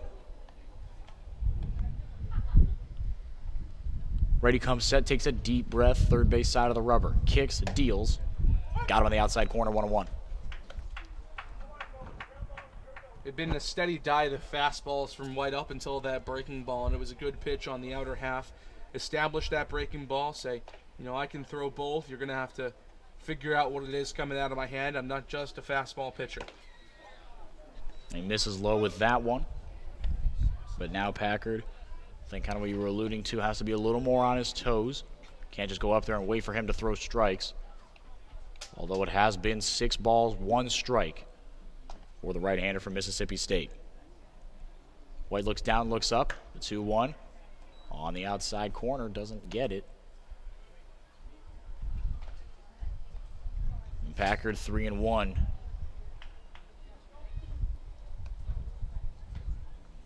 Cards seem like they're coming up, all aces for him. 3-1 pitch. Didn't get what he wanted to out of it, now a full count. I think this is a big pitch here for Colby White for his confidence. A couple of times he's not liked the call from the home plate umpire. Got a little agitated, a little bit, looks like he might be a little bit jumpy, a little bit nervous. So I think if he throws a good pitch here and can produce at least 1 out with such a good hitter and Brian Packard in the batter's box, that'll be huge for his confidence moving forward in the game. This is his first appearance all year from Foxworth, Mississippi, 6', 188. Misses with that one. Back-to-back walks, just 1 strike thrown out of 9 pitches. And I really like this move here from Zach Humphreys, the catcher, as well as the Cotuit manager as he comes out of the dugout. I think that things need to get talked over here. The entire infield's going to come in to have a conference now, and the outfield's going to do the same. And I think it's just Colby White is a little bit over-anxious right now. He's going to Mississippi State next season. He knows how to pitch. He's a good pitcher. He's in the Cape League for a reason. He needs to remember that, and he just needs to settle on in. A little bit over-anxious, a little bit nervous maybe, first game jitters, as you mentioned. So if he takes a deep breath on the mound and starts throwing strikes, I think things are going to start going a lot better for him. Colby White, originally of Pearl River Community College. Like you said, JD, a signee in that Mississippi State class, Mississippi State 2018 class. He'll be eligible to play as soon as next year. There's the NCAA transfer rule, Division I transfer rule. We have to wait to sit out a year. Doesn't come into effect. You see a lot of guys do that, take the junior college or community college route, D2, D3 for 2 years, and then sign on to a D1 school for the latter half of their careers. Fastball at the knees, good bounce back pitch from from White. And you can hear all of the chorus of attaboys coming from the Cotuit dugout. He just needs to settle in here, start throwing strikes, and he'll be just fine. The 0-1 misses inside. The Gatemen here with a pretty good opportunity. No outs, 2 aboard. Parker Phillips at the plate. Bryson Stott waiting on deck. Phillips 0 for 2 today, strikeout and a flyout. You can see every time that Colby White misses the strike zone, he kind of tenses up, and you can just tell from his body language that he's not pleased with the way he's pitching right now. But the fact that you have a 2-strike count on as good a hitter as Parker Phillips is certainly a good indication. In fact, he got a swing and miss out of Parker Phillips as well. That was the first swing and miss he's gotten all inning. Now another big pitch coming up here for White. Sets the glove belt high. Looks down, up, back, forward. The 1-2 breaking ball. Heck of a pitch on 1-2, but didn't get enough of the zone 2-2. Really good pitch from White. He's happy with that pitch, and I'm glad to see he's happy. Glad to see he's settling in here. That's a really good pitch to a tough hitter. The 2-2. Swinging a high fly ball. Playable in center field for Brundage. Brings over to his right and in, reaches up and makes the catch. Runners hold, 1 down. Really like the pitches we saw from Colby White in that at-bat against one of the best hitters on this Gatemen team. Settled in, took a deep breath, threw strikes, and got the first out of the inning. That's what he needed.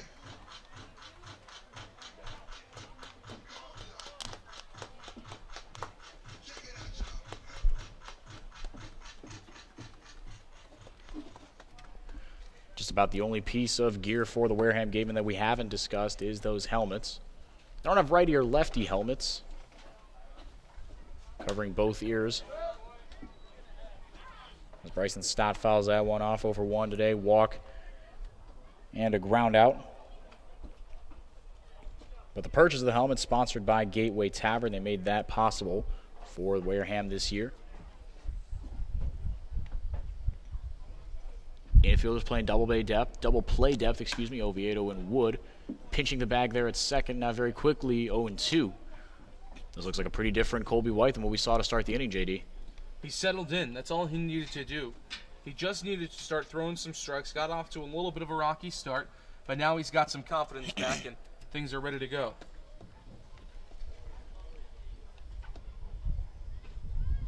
With one down, the 0-2. Hammered foul straight back 0-2. Reminded me to wake up a little bit. That bulletproof plexiglass not in effect anymore. Was taken down by a foul ball in the first inning. For the record, it was not destroyed. That would kind of defeat the purpose of it being bulletproof glass. If it couldn't handle a baseball, it was more just dislodged. So we'll have that fixed by next game. The 0-2. Wastes a fastball, does White, 1-2. And next home game coming up on Sunday, a doubleheader versus Orleans, but 2 games in a row this weekend on the road for the Gatemen. Tomorrow at Falmouth and then Saturday at Harwich. Breaking ball right back to the mound. White over to Oviedo. Could be 2 across the diamond. The pick not made by Robertson. So the Kettleers will have to settle for 1, but they'll take it. Runners at the corners. 2 down for the Gatemen. They've been here before. We'll see what they can do to capitalize on it. Still the elusive double play. Still not coming into play yet. That would have been a good one to get it on. Stott does have speed down the first base line, but the throw over from Colby White to Alex Oviedo was just a little bit low. I should say Adam Oviedo, excuse me. A little bit low, would have made it really tough to turn 2. And White made a pretty darn good play himself on that one hopper. It was not cheap contact off the bat of Stott. We'll see what Michael Amditas can do here with 2 down. Fouls one off the catcher, Humphreys. Humphreys doesn't even flinch. Catchers are tough dudes, we know that. Amditas waiting on the 0-1. 1-0 Kettleers. They got one last inning. Wareham trying to respond. 0-1 ground ball through the right side under the glove of Wood. And that'll get into right field. They'll going over to third and under the tag. Now over to second. Under that tag as well. And the inning stays alive for Wareham. Some crafty base running. Vaughn comes in to score. From first to third goes Bryson Stott. And on the throw, Michael Amdita stretched a single into a double. Now with 2 men in scoring position, the Gatemen all of a sudden are in a really, really good spot here to take the lead. It's exactly what you need if you're the Wareham Gatemen. You just need, as I said, it's time to take advantage. The meat of the lineup coming in. This is the exact guys you wanted coming to bat after Cotuit broke open the scoreless tie last half inning. And now the Gatemen are on the board. And Austin Shenton will be the man to try.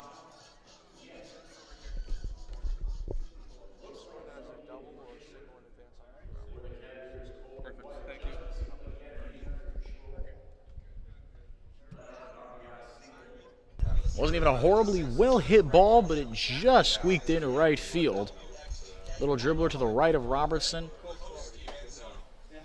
And Wood was playing more up the middle.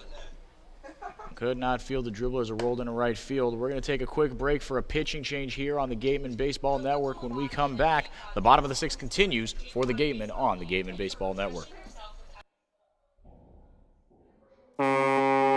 Since 1981, the Northeast Maritime Institute has been one of the forerunners in private maritime education and training in the United States and around the globe. They have been recognized by the International Maritime Organization as well as the U.S. Coast Guard for their top quality maritime education, facilities, faculty, and staff. Northeast Maritime Institute, America's premier 2-year maritime college.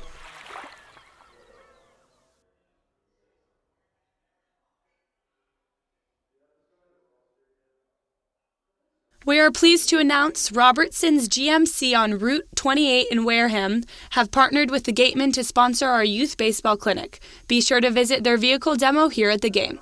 Our revamped clinic program is grateful for Robertson's support. Legacy Insurance has helped the Wareham community choose the best carrier for their insurance needs. They are an independent insurance agency that represents several insurance companies of various sizes and are able to place coverages with companies that are appropriate for their clients' needs. Legacy Insurance. We don't work for an insurance company, we work for you.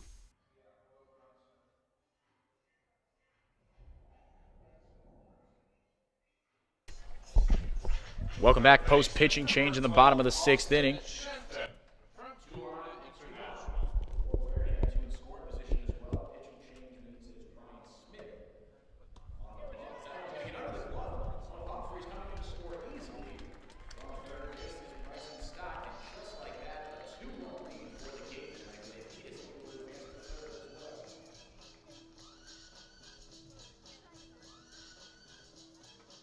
Kettleers pitcher is number 35, Ryan Smith from Princeton. Ryan Smith, 5'11", 185. Sophomore from Princeton. One pitch, that was much better located. Swing and a miss.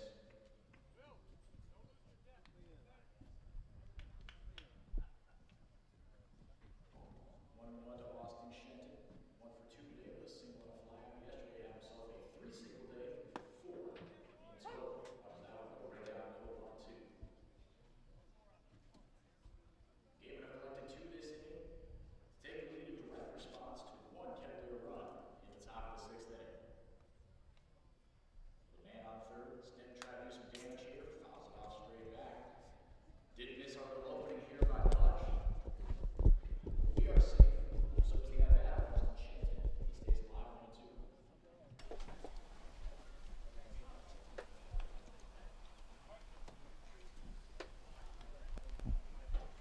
1-2. 1-2. Breaking ball misses low and outside. 2-2. Good at bat here from Shenton. Lefty-lefty matchup, always tough. Still with that runner at third base, trying to get this lead a little bit loftier, if you will. Rip and a miss. Down goes Stenton. So Gatemen will not be able to do that, but they do get 2 and retake the lead. In the bottom of the 6th inning, we go to the top of the 7th. 2-1 Gatemen on the Gatemen Baseball Network.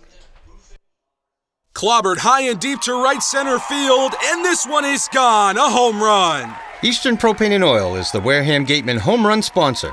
Each time a home run is hit by a Gatemen player at Spillane Field, Eastern Propane and Oil donates a camp scholarship to a deserving youth.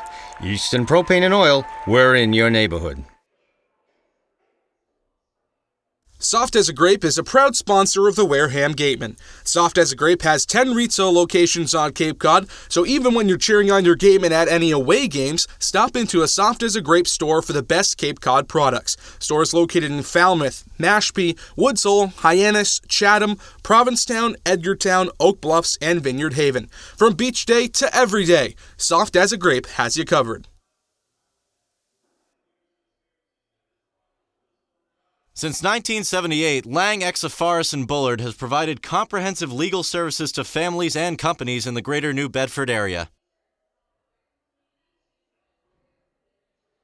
Located in Wareham Crossing, Coastal Orthodontics, longtime sponsor of the Wareham Gatemen, knows the importance of a healthy smile. Dr. Kevin Oliveira and his team at Coastal Orthodontics are a patient-focused practice, delivering professional, effective orthodontic treatment based on the individual clinical needs of each patient, resulting in beautiful smiles in a timely manner. With 10 years of experience using Invisalign, Coastal Orthodontics uses the most up-to-date dental equipment.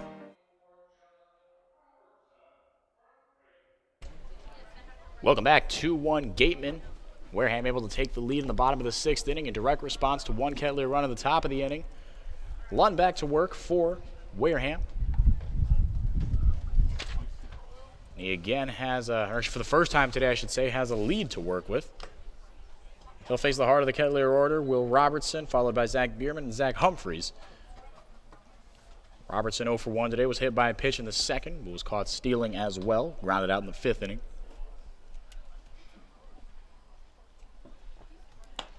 The 0-1 misses outside, 1-1.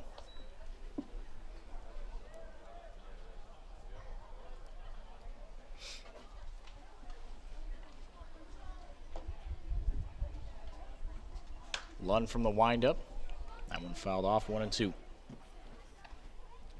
For all the power pitching that Mason Fioli did, racking up 6 strikeouts in just 4 innings of work, Lund has worked very efficiently in his own right, giving up 3 hits, a walk, but no runs, no strikeouts either for the junior from USC. 1-2 on 2 hops, going to go over to Dunn over at second. Fields it cleanly and quietly to retire Robertson, 1 away. Connor Lund did a good job of settling in here in his 3rd inning of work.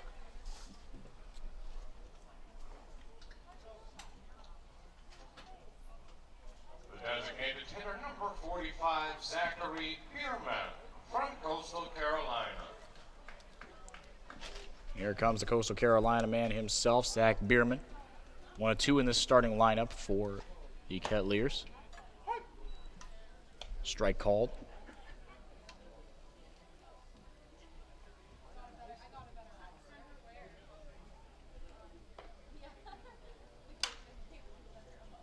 Now that one, a towering fly ball, shallow in the infield.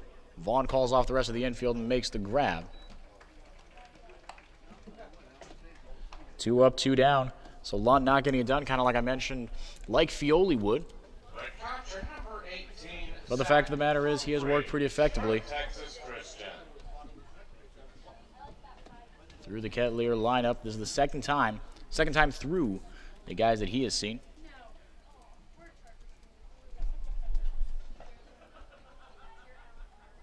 Now Zach Humphreys, the batter, pair of flyouts for the catcher. And 3 straight first pitch strikes for Lund, contributing factor to his success today. Infield straight up and deep, outfield straight up. About regular depth. Humphreys pulls back on the bunt, but called a strike anyway, 0-2.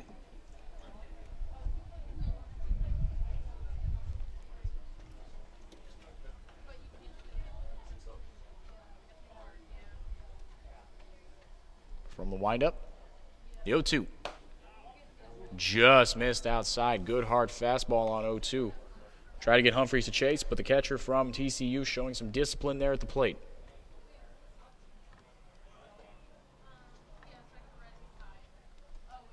Righty on righty. Another attempt at a put-away pitch from Lund. Lazy fly ball, shallow right field. Dunn to make the catch in shallow right field, and the side is retired. A remarkably efficient inning from Connor Lund. We go to stretch time here at Spillane Field. We'll be right back with the bottom of the 7th inning in just a bit on the Gatemen Baseball Network. The Gatemen would like to thank Wareham Country Market for helping to feed the Gatemen players and staff after games. They are located about a quarter of a mile from the field on Route 6, offering a convenience store, a Dunkin' Donuts, and a deli.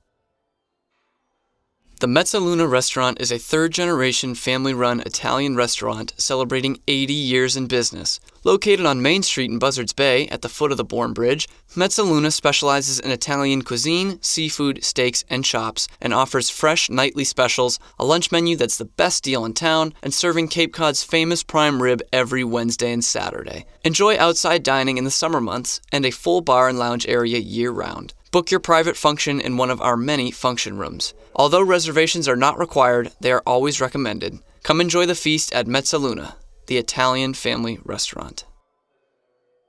For a nostalgic Cape Cod vacation experience, head to Bay Motor Inn, where guests are treated like family. Located in the heart of Buzzards Bay Village, this 1950-style cottage colony still provides you with up-to-date amenities. The Gatemen thank the Bay Motor Inn for their support. Head on over to BB's Bar and Grill for food, drinks, and fun. Located just off Cranberry Highway, come in to sample the scrumptious fare or relax with a drink while enjoying live entertainment. The Gatemen thank BB's Bar and Grill for their support. Head on over to BB's Bar and Grill for food, drinks, and fun. Located just off Cranberry Highway, come in to sample the scrumptious fare or relax with a drink while enjoying live entertainment. The Gatemen thank BB's Bar and Grill for their support.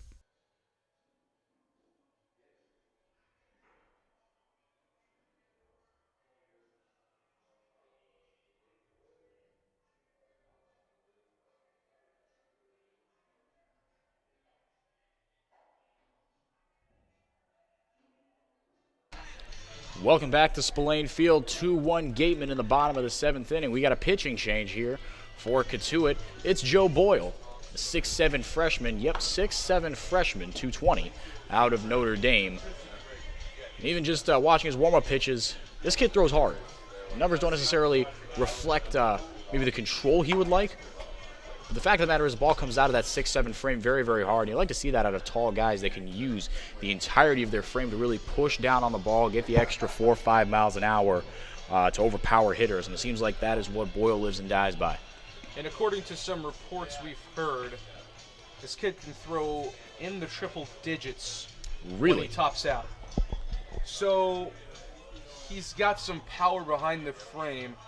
Not every guy that's as tall as him does, but when you've got that much coming from behind on the windup and you follow through, the ball's coming out quick and it's coming at the batter incredibly fast.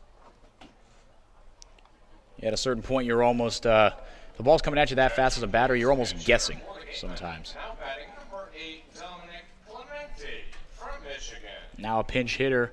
Pinched hit in the 9-hole 2 games in a row, Dominic Clementi, outfielder from Michigan, and he'll take a whack at Boyle. First pitch fastball, got him on the outside corner, 0-1. Clementi part of a very, very good Michigan team. I got to watch a few times calling games at Northwestern this year. He went on a double-digit, I forget exactly how long it was, but a double-digit win streak at one point this season did Michigan. I think it topped out at 14 or 15 games. It was quite ridiculous what the Wolverines did this year in Big Ten play.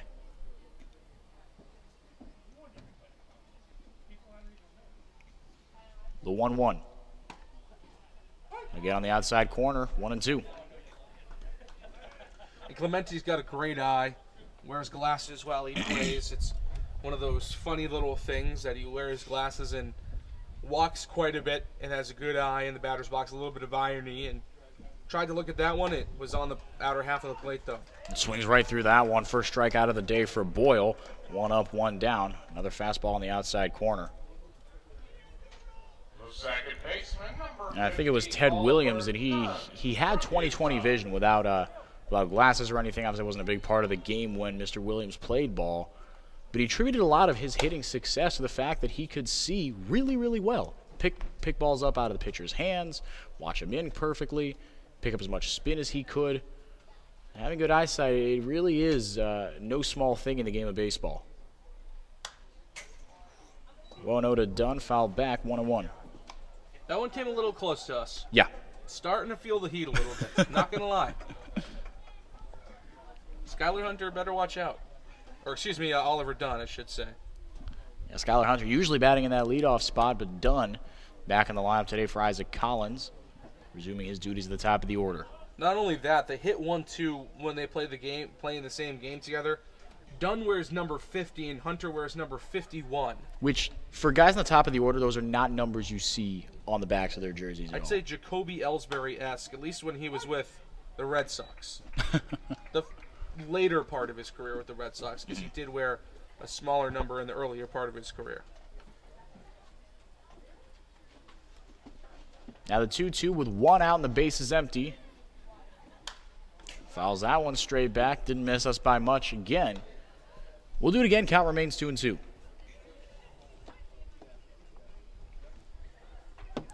2-1 Gatemen lead. All 3 runs in this game scored in the 6th inning. 2-2. Yes, he absolutely went around. Strikeout number 2, back-to-back for Joe Boyle. Boyle's numbers out of Notre Dame, really not that great. A bit of an inflated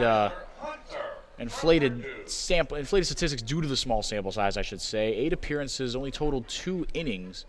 Was given up 4 earned runs, 8 walks, and a strikeout. Good for an 18.0 ERA. But he has been making mincemeat of Wareham hitters so far. And Skylar Hunter takes a cut and a miss at that one. Kid throws hard. Yeah. He's got arm talent. Now you just need to hone it in a little bit. That one was even closer. Now Skylar Hunter better watch out. First it was Oliver Dunn. Now it's Skylar Hunter. We're getting dangerously close to this rectangular opening right in front of us. I'm getting a little nervous. The 0-2. Outside, 1-2.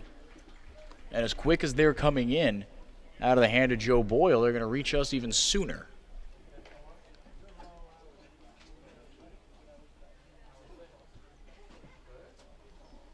One, two, chopped foul down the first base line. Lazily will do it again, 1-2. Skylar Hunter out of Purdue, his team in the Big Ten did win the tournament. He's part of that 2018 All-Tournament team. 1-2, swing and a miss. Strikes out the side, does Joe Boyle. What an appearance, what a debut for the freshman from Notre Dame for Cotuit. We go to the top of the 8th inning. Gatemen still have the 2-1 lead on the Gatemen Baseball Network.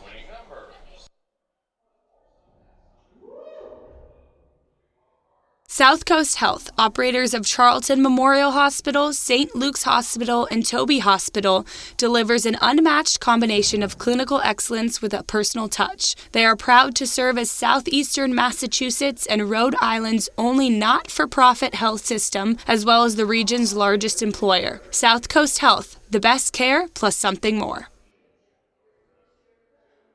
Located along the Cape Cod Canal, Keystone Place at Buzzards Bay is the area's newest rental independent living, assisted living, and memory care community. With some of the area's largest apartments and an ultra-inclusive monthly service package, Keystone Place is a life-fulfilling retirement community unlike any other. Distinct assisted living and memory care programs provide personal care services according to each individual's needs. Discover Keystone Place, the best option for meeting the care and support needs of seniors on Cape Cod.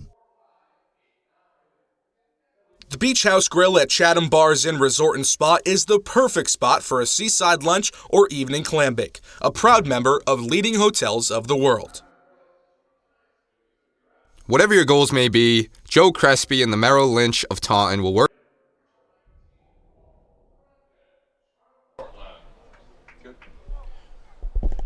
Welcome back. 2-1 lead for the Gatemen in the top of the 8th inning. Connor Lund going out again, starting his 4th inning of work. Trying to match his counterpart Mason Fioli in his 4 innings. That one's sky just foul down the third base line. You can keep that foul ball, courtesy of You can keep that foul ball, courtesy of attorney Glenn Hannington and his daughter Tevis, indeed. Base is empty, no outs. The 0-1. Lund fires a strike right down Broadway, 0-2. Gateman pitching tonight has been fantastic, from Fioli to Lund. And Lund was a reliever, a closer at USC, and now he's working up into his 4th inning of work. He's shown incredible efficiency, and that's kept him in this game for a long, long while. No, it is impressive, JD, as that one is chopped on one high hop over to Oliver Dunn. Fields it cleanly for out number 1. Bo Brundage retired. Here comes Adam Oviedo. But it's good to see guys stepping up in big ways. They know that out on the Cape, everybody's watching, from fans to, most importantly, scouts. Obviously, there's no time to mess around, if you will. We've seen scouts from both the White Sox and the Mets here today at Spillane Field, and there are a couple of other scouts here that don't have team identifiers, but certainly quite a few scouts here today. I saw someone in a Phillies windbreaker. Could be a scout. He identified himself as a scout. Okay. The 0-1 doesn't miss by much, 1-1. Or at least he was walking around asking for papers as if he was a scout. Imagine he was, though. 1 out, base is empty. Here comes the 1-1 pitch to Oviedo. Breaking ball, gets a piece of it and chops it foul. 1-2.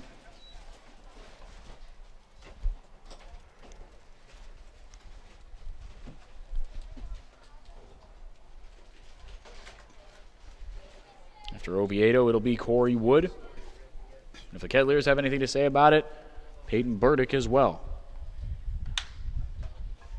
Fly ball hits solidly, fairly deep to Baldelli. Reaches back and makes the grab. 2 up, 2 down for Connor Lund. Or excuse me, that is Dominic Clementi out there. Pinch hit for Dante Baldelli, and as well as taken over out there in right field. Number 2, Corey Wood from Coastal Carolina. Now here comes Corey Wood, 0 for 1 today, walking a strikeout. Also scored the only Gateman, or excuse me, the only Kettleer run of the day. From the wind-up first pitch, breaking ball gets in there at the knees, strike one.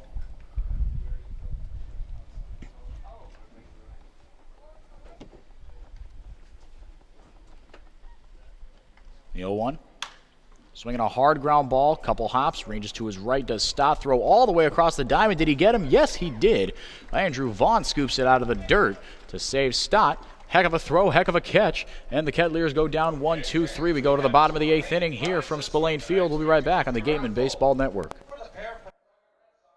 At the intersection of Route 195 and 28, Wareham Crossing, home of Lowe's, Target, and Red Robin, is the sponsor of the Gatemen Intern Program. They help to provide a world-class internship experience in broadcasting, marketing, sports management, and baseball operations. Check out Wareham Crossing's schedule for this year's Summer Movie Night Series. Since 1950, Morse Insurance has consistently offered the best insurance at competitive rates to generations of clients in southern Massachusetts. Folks, after if you're frustrated with paying for what essentially feels like just a piece of paper, it's time for you to check out the one-of-a-kind client experience that only Morse Insurance can deliver.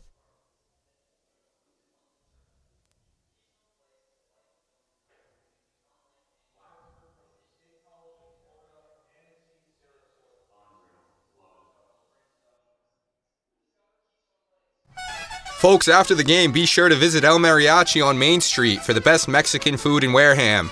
The cantina provides a delicious late-night snack accompanied by fun cocktails. Stop by the Ansel S. Gurney House, where you will find a unique shopping and dining experience. Whether shopping for a special occasion or just to treat yourself, you'll find what you're looking for in one of the 11 themed rooms. There's also a cafe serving fresh homemade lunches overlooking the extensive gardens. The Ansel S. Gurney House is located at 403 County Road in Marion.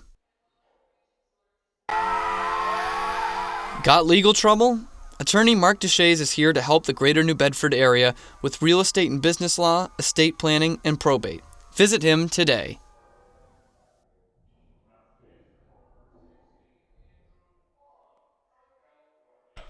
Welcome back. Gatemen lead it 2-1. 3-4-5 set to go for Wareham. Andrew Vaughn, Brian Packard, and Parker Phillips to face the new pitcher, Henry Ryan. Right-hander out of UNC Wilmington, transferred from State College of Florida, Manti Sarasota, originally from Charlotte, North Carolina. Really, really good numbers out of UNC Wilmington as well. That one hammered over the head of Oviedo and into left field. Should be one base, and it will be for Andrew Vaughn as he holds up around first. Vaughn with his second base hit of the day, moves into 2 for 3 on the day. Just another day at the office for Andrew Vaughn. We mentioned all the scouts here today from MLB teams, and I think they've got their eye on Andrew Vaughn. He's 2 for 3 today, a double, walk, a run, and a single. Add that to the fact that he was already 4 for 10 on the season with a home run, a double, and 4 RBIs is very, very impressive. What a day from Andrew Vaughn. He just keeps on producing. Guys like that are special talents. Gatemen are going to miss him when he goes off to fulfill his Team USA duties in a couple weeks here.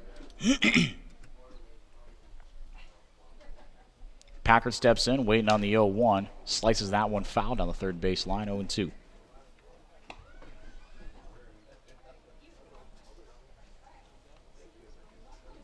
Fifth pitcher of the day for the Cotuit Kettleers compared to just 2 for the Gatemen. The Gatemen, it was Mason Fioli. And then Connor Lund. They've both gone 4 innings apiece, giving up just 1 run between the two of them. Pick-off attempt, nothing doing. They've done it in very different ways, as I've kind of alluded to earlier. Mason Fioli with 6 strikeouts. Connor Lund with 0. Another pickoff attempt, this one much closer. Vaughn able to get back in there safely. Good move from the tall right-hander, Henry Ryan. Ryan, a 1.11 ERA in 17 appearances at UNC Wilmington. 23 strikeouts in 24 innings as well for that young man. Chopper right side. Tried to Olay it, did Adam Oviedo, but nothing doing and scoring or going all the way to third from first as that one bounces in front of Jones. Is Andrew Vaughn unable to go to second and stretch that single into a double? Is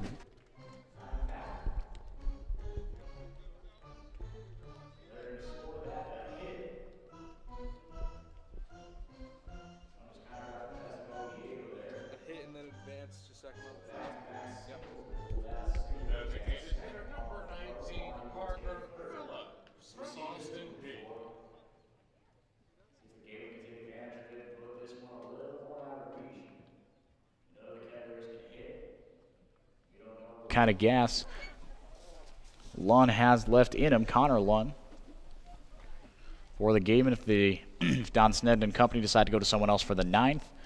Lunn has been pitching well, though.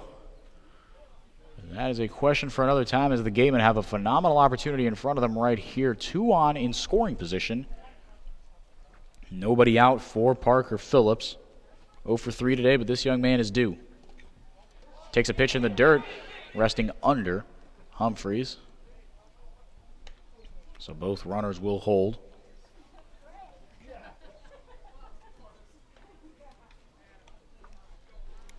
Henry Ryan, also a perfect game, honorable mention All-American back in 2016. I think that 1.11 ERA kind of speaks for itself. That one lifted into shallow center field. Brundage coming in on it. He's not going to get it. It's going to bounce in front of him. 1 run will score. Coming in behind him is Brian Packard, and he will score over to second safe with a single stretched into a double is Bryson Stott. And just like that, the Gatemen have taken a 4-1 lead. What phenomenal work from this 3-4-5. It's the best part of the lineup. It's got to be the best 3-4-5 punch in the league. I mean, we haven't seen every team. This is only the 3rd team we're seeing in Cotuit, but this is by far the best 3-4-5 punch we've seen. And on top of that, I can't imagine there's much better than Vaughn, Packard, Phillips in the middle of the lineup. No, tough to say there is, really. Advance on the throw. Sorry for all the questions. I'm just a bad scorer myself, so I want to make sure I can get it right. No, you're good. Fielder's choice as well.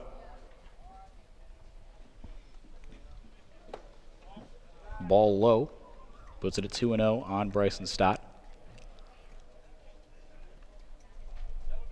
And we mentioned to JD how the 3-4-5 got off to a little bit of a slow start, really in kind of every game this year. These are very intelligent hitters that learn their second or third time through the lineup, even against different pitching. It's really impressive. As that one is sliced into left field, that's going to get down for a base hit.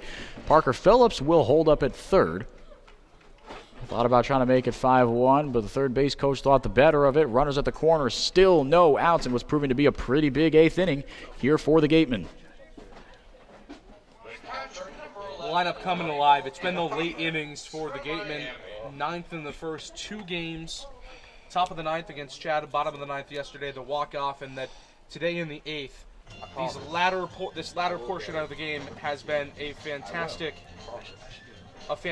stretch for the Gatemen thus far. And like I said in the pregame show, I think the fact that they come alive in the late innings proves something about this team and proves that this team has a great attitude and just wants to play baseball and wants to win and wants to play good winning baseball. And I think that is significant, definitely worth talking about, the winning piece of it, because out here, I mean, yeah, you want to win and yeah, you want to be competitive, but the end goal is to get better and to get noticed. Winning is a little further down the chain of importance for the players here out on the Cape League. Now we've got a pitching change here for Cotuit. Pitcher number 6 for the Kettleers coming into a tough spot. We'll see who it is when we come back on the Gatemen Baseball Network.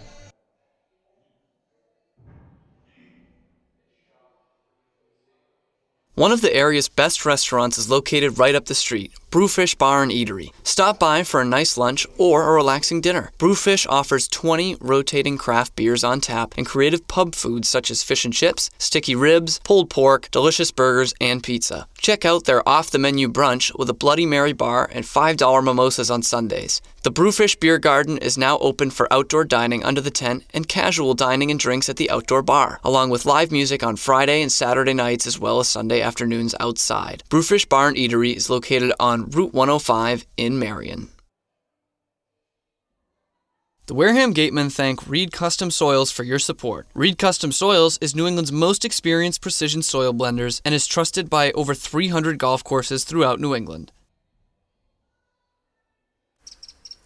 AD Makepeace is the world's largest cranberry grower located right here in Wareham, Mass. The company offers public tours throughout the year, and you can visit Makepeace Farms in Tohonet Village for cranberry-themed gifts, sandwiches, and salads. Visit makepeacefarms.com.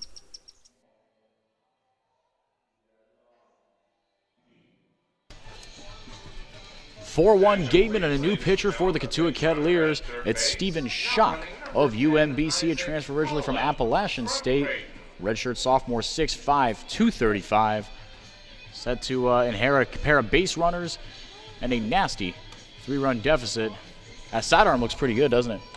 It does, and the fact that he's 6'5", 235, and he's leaning over, and there's a lot of movement on these pitches. He's kind of an intimidating presence on the mound, and when you look at the numbers, 1.72 ERA this season for UMBC, 57 and 2/3 innings, 42 hits, only 11 earned runs, and then the walk-to-strikeout ratio is stellar, 19 walks to just 71 strikeouts.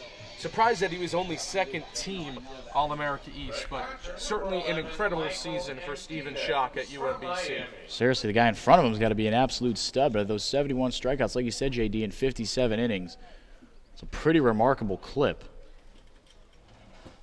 He's got some work to do here. Michael Amditas, the batter.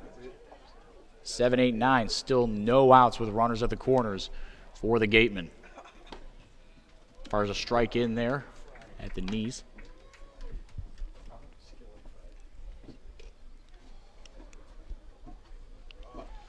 UMBC, of course, a school that made history in the NCAA basketball tournament by knocking off one-seeded Virginia, first 16 seed ever to do that.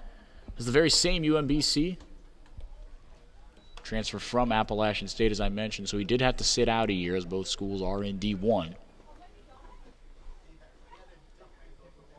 Schock right now dealing with a 1-1 count.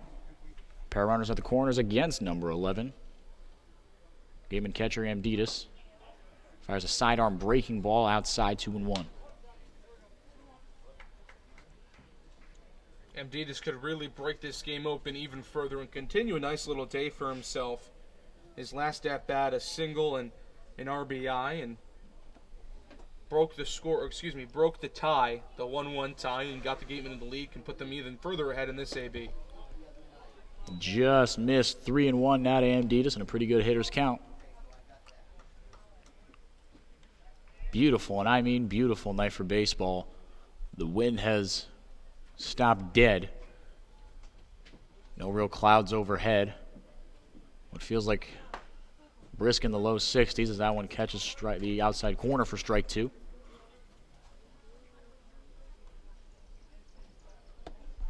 And the Gatemen looking to go to 3-0 on the lead, or on the season. If they hold on to this lead, they will do just that. Cotuit trying not to fall to 1-1 on the year. Nasty pickoff move, I should say. That was one of the most confusing things I've ever seen. I'm not sure whether he was trying to pick off Parker Phillips at third, or if he was trying to try to get Bryson Stott at first. Lots of lankiness, lots of movement. That one chopped over to third. Tried to get the runner. Going to have to go all the way across the diamond, and he does. Jones tried to catch Parker Phillips there, but had enough time to fire it all the way across the diamond for out number 1. Able to advance from first to second, though, is Bryson Stott. So pair of runners in scoring position with 1 out for Austin Shenton. He's 1 for 3 today with a single and a strikeout. From Florida International.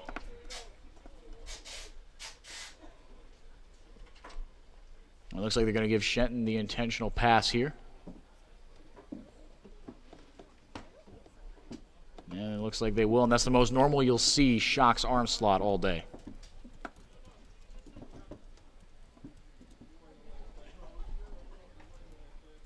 Now at second look, see Isaac Collins over there at third, pinch running for Parker Phillips. He's probably going to take over in that designated hitter spot as well. Collins with a little bit of speed on the base paths. He scored the game-winning run, that walk-off run to give the Gatemen a 3-2 win yesterday over the Harwich Mariners.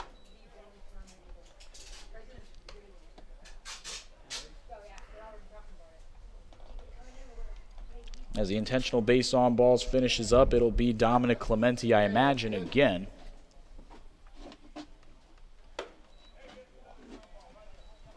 Him in a pinch hit for Dante Baldelli back in the 7th inning. Clementi's been in a little bit of a slump to start this regular season for Wareham, but he has an excellent opportunity here to break out of that slump and break out in a big way if he can get these base runners moving here with just one out.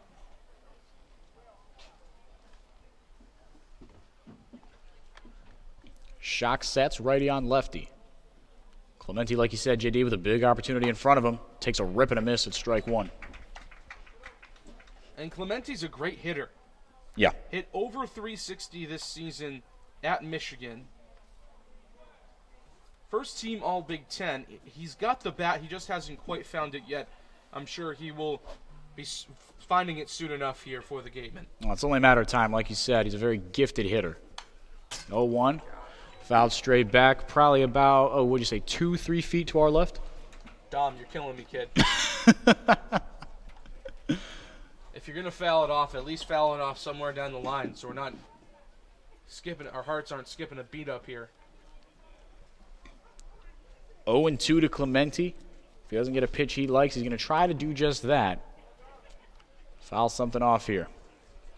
Michigan Wolverine against the UMBC Retriever. Swing and a miss. Got him on strikes. Clementi goes down, out number 2 of the inning. It's a good pitch from Schock, outer half. But close enough to the plate where Clementi had to protect and couldn't catch up with the fastball. But now that's the top of the order and Oliver Dunn, so not too bad an outcome for the Gatemen. No, I'd agree with you there. Dunn up to bat. As was said, with the bases loaded here. Schock winds up, deals, delivers strike one. As that one sweeps left to right from our vantage point. Across the plate because of that funky arm slot. Shot comes set. Belt high. Humphrey setting up outside. He gets it right there. Perfect location, perfect pitch. 0-2. Now to Oliver Dunn. I think Schock is a little bit like Mason Fioli in the sense that delivery really gives him an upper hand on hitters. Makes it difficult to figure out what pitch is coming out of his hand. Trying to capitalize on that right now with 2 down, the 0-2. Missed upstairs with it, 1-2. And not only is the delivery a little bit funky, he also hides the ball well. When he goes into the windup, he brings it down below his knees and then twists his body back so that front left knee is protecting the pitch from the hitter's eye. So it takes a while before the hitter can even see the ball come from his hand. 1-2, swing and a miss, back-to-back strikeouts. Steven Schock comes in and does the job. The Gatemen leave them loaded, but they get 2 more. They lead it 4-1 over the Cotuit Kettleers. We go to the top of the 9th inning. Last chance for the Kettleers when we come back on the Gatemen Baseball Network. Got legal trouble? Attorney Mark Deshays is here to help the greater New Bedford area with real estate and business law, estate planning, and probate. Visit him today. One of the area's best restaurants is located right up the street, Brewfish Bar and Eatery. Stop by for a nice lunch or a relaxing dinner. Brewfish offers 20 rotating craft beers on tap and creative pub foods such as fish and chips, sticky ribs, pulled pork, delicious burgers, and pizza. Check out their off-the-menu brunch with a Bloody Mary bar and $5 mimosas on Sundays. The Brewfish Beer Garden is now open for outdoor dining under the tent and casual dining and drinks at the outdoor bar, along with live music on Friday and Saturday nights as well as Sunday afternoons outside. Brewfish Bar and Eatery is located on Route 105 in Marion. The Wareham Gatemen thank Reed Custom Soils for your support. Reed Custom Soils is New England's most experienced precision soil blenders and is trusted by over 300 golf courses throughout New England.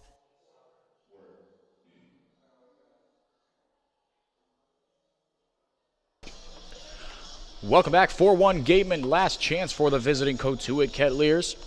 Pitching change for Wareham. Third pitcher of the day as Connor Lund's day is done, and what a day it was. Lund with 4 innings of work, gave up just 3 hits, 1 walk, no strikeouts, but only 1 earned run given up, faced 15 batters. And now here comes Ryan Stoudemire, 6'3", 250 out of Charleston Southern. Right-handed pitcher doubles as a first baseman in his off time as well. As a freshman, had more pitching appearances at Charleston Southern than anyone else on his team. Originally from South Carolina, Pomaria, Middle Carolina High School alumnus as well. .669 ERA in 18 appearances. for Charleston Southern, excuse me. And at the plate, not that this is incredibly relevant right now, but did hit .222 with a .463 slugging percentage. Big boy got some pop in his bat, and he's got some good speed in the right arm, some good velocity out of the right hand. No kidding, as that one zips in for ball one. So Stoudemire can take care of the top of the order here for Cotuit. It'll be 3-0 on the year for the Gatemen. High fly ball, mile high. Amditas can't see it, but it doesn't matter. He yells out, can't see it, can't see it. He lost it against the night sky.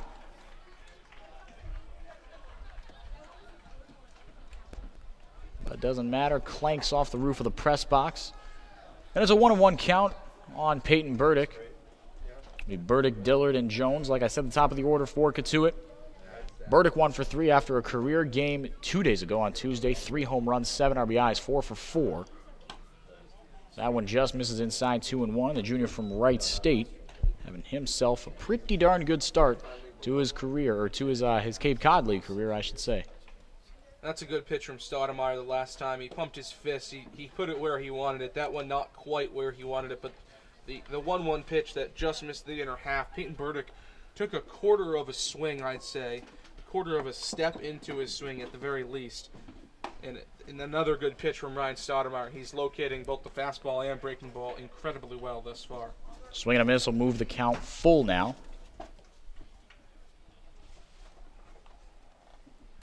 No outs, bases empty. Gatemen trying to hold on to a 4-1 lead. That one on a line and one hot fielded at the chest by Dunn. Fires it over to first to complete the out for out number 1.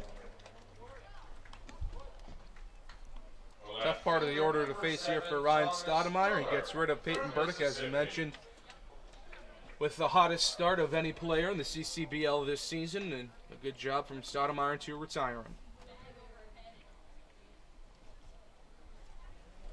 Now here comes the lefty Thomas Dillard. First pitch to him is a ball low, right about foot level.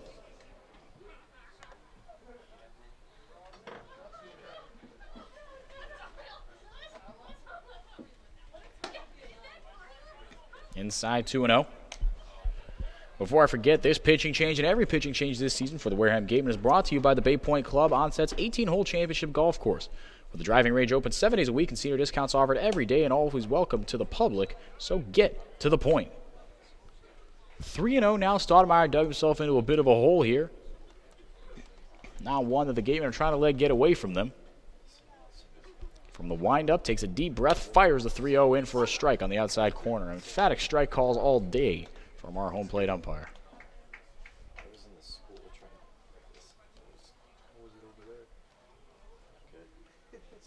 The 3-1, missed it. Not by much, though. 5-pitch walk puts Thomas Dillard aboard for his first trip to the bases. All day after a pretty good day in Tuesday's ball game. Eric Jones is the batter now, 1 for 3 with an RBI single. That was back in the 6th inning. Gave the Cotuit Kettleers what was then a 1-0 lead. Wareham responded with 2 of their own at the bottom of that frame, then added 2 more in the 8th inning. Here we stand in the top of the 9th inning, 1 on, 1 out. Cotuit trying for some late inning drama of their own. Trying to beat Wareham at their own game. Strike 1, breaking ball catches the upper part of the zone. Another great pitch from Stoudemire. Kind of lost it there against Dillard, but good job to get back into the groove of things. Throw a good first pitch strike to a really tough hitter in Eric Jones. The 0-1. Fastball misses low, 1-1.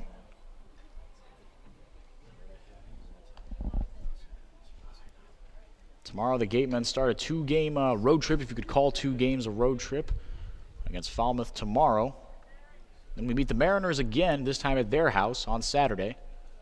We're coming back home for a doubleheader against Orleans, first Sunday doubleheader of the year.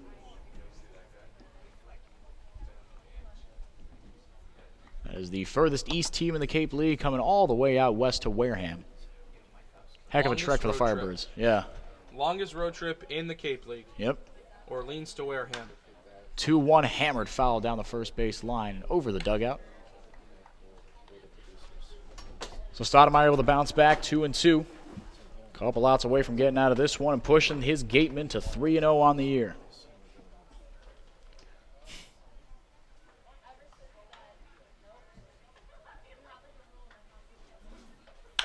2-2 chopped right side. This could be 2. Dunn is going to settle for 1. Going over to first will retire Eric Jones.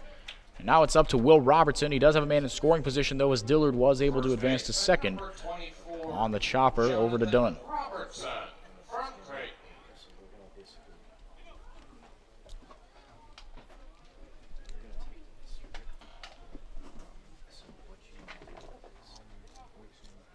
Robertson steps in, 0 for 2 today, was hit by a pitch in the second and caught stealing. Has grounded out to Oliver Dunn twice. I think Oliver Dunn is, it's fair to say he's got more action in the field than anyone in this Gatemen lineup today. First pitch, swing and a miss. Heck of a pitch. Looks like he took something off it, did Sotomayor on that one. Pitches have been breaking well. He's locating them well. Just a good outing thus far for Stoudemire, and the Gatemen pitching staff has been stellar tonight. That one misses outside, 1-1.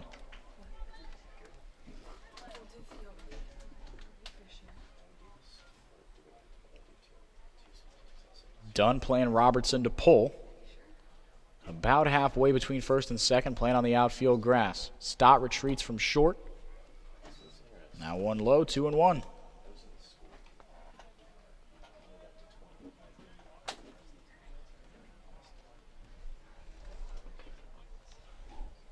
Gatemen 1 out and 2 strikes away. Run moving to 3-0 on the year. Stoudemire trying to deliver.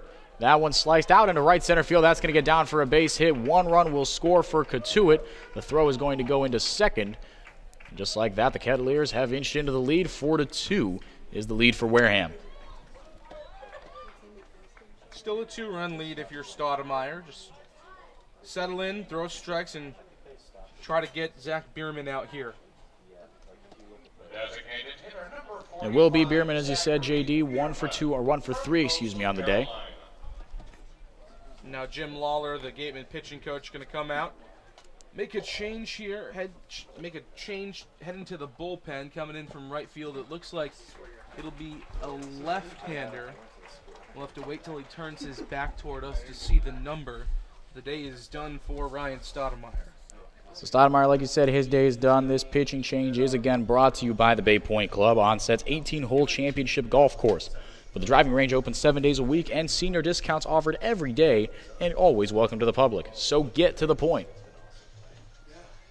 We'll be right back after a quick commercial break.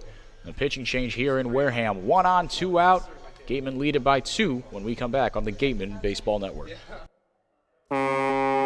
Since 1981, the Northeast Maritime Institute has been one of the forerunners in private maritime education and training in the United States and around the globe. They have been recognized by the International Maritime Organization as well as the U.S. Coast Guard for their top-quality maritime education, facilities, faculty, and staff. Northeast Maritime Institute, America's premier 2-year maritime college.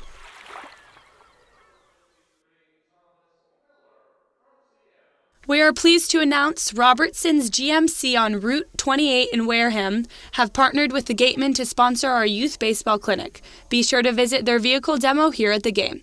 Our revamped clinic program is grateful for Robertson's support.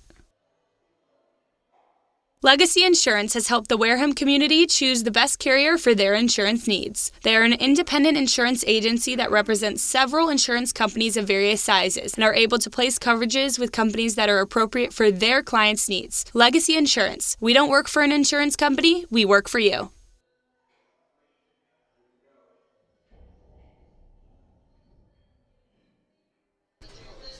Welcome back, 4-2 lead in the top of the 9th inning, I should say, for Wareham. Another pitching change for the Gatemen. They go to Tommy Miller of Siena. He pitched in yesterday's ball game, gave up 1 earned run on 1 hit in 1 inning of work. Also did register a strikeout, though.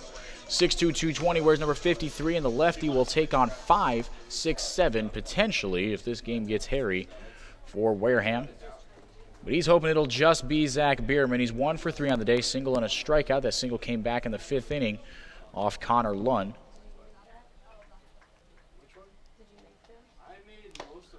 One of only 3 base hits that Lund gave up on the day. That one foul tipped into the glove. So 0-1. Sets about shoulder high, delivers strike 2, took something off it and found the zone. Good pitch. Yeah.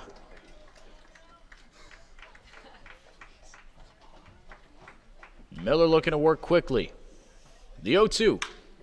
Swinging a lazy line drive. That's going to get down for a base hit. Rounding second, heading over to third. He will actually be held up just after second is Robertson. Miller looked like he was in control there and did have Bierman over there by the ropes, but just kind of missed his spot on 0-2. Gave him something a little too good to hit on 0-2. Left the pitch up. If you're Tommy Miller, I've been a fan of the waste pitches tonight from Wareham. I think you got to throw one in that situation. I totally understand being aggressive, but just waste one. See if you can get him to at least fish at a ball in the dirt or chase one out of the zone. Just do something where you don't give up exactly what you did, a single that keeps this inning and this game alive for the Gatemen. Now there's going to be another pitching change as Tommy Miller just came in to create the lefty-lefty matchup with Bierman. Now with Zach Humphreys, the right-handed hitting catcher, coming in from TCU to bat, the Gatemen will counter with a right-hander of their own. This pitching change, of course, brought to you, of course, by the Bay Point Club in Onset, the 18-hole championship golf course. The driving range open 7 days a week and senior discounts offered every day and always, always welcome to the public. So get to the point. Gatemen, like you said, JD, counting with a right-hander, 2 on, 2 out, and the game-winning run at the plate in Zach Humphreys. We're going to be right back, take a quick short break here from Spillane Field. When we come back, Gatemen try to cherish or nurture this 2-run lead. Don't go anywhere. We'll be right back on the Gatemen Baseball Network. Soft as a Grape is a proud sponsor of the Wareham Gatemen. Soft as a Grape has 10 retail locations on Cape Cod, so even when you're cheering on your Gatemen at any away games, stop into a Soft as a Grape store for the best Cape Cod products. Stores located in Falmouth, Mashpee, Woods Hole, Hyannis, Chatham, Provincetown, Edgartown, Oak Bluffs, and Vineyard Haven. From beach day to every day, Soft as a Grape has you covered. Since 1978, Lang, Exafaris & Bullard has provided comprehensive legal services to families and companies in the greater New Bedford area.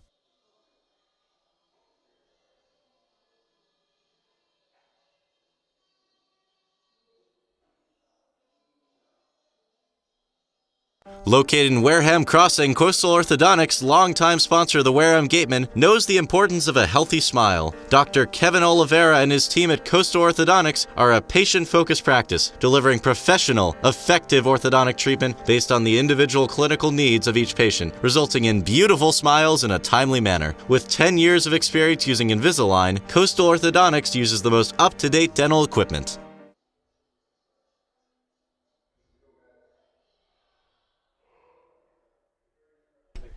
Welcome back to Spillane Field, 4-2 Gatemen over the Kettleers. Top of the ninth inning, all of a sudden, really, really exciting. 2 on, 2 out. It's going to take the Gatemen at least 3 pitchers to get through this inning. The third man to try to shut down these pesky Kettleers is Taylor Kaiser. At Miami University now, but originally from Eastern Florida State Junior College. Tyler Kaiser, delivers ball 1 just up and away. Big boy, 6'6", 210. The right-hander out of Orlando, Florida.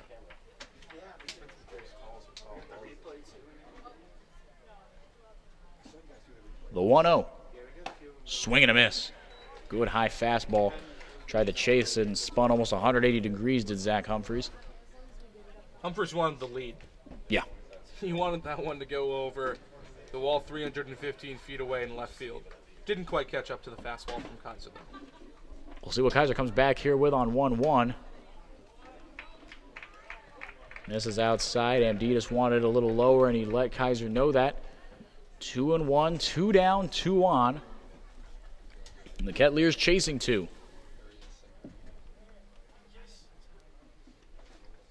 Kaiser sets the 2-1. Tipped it foul straight back. 1 strike away.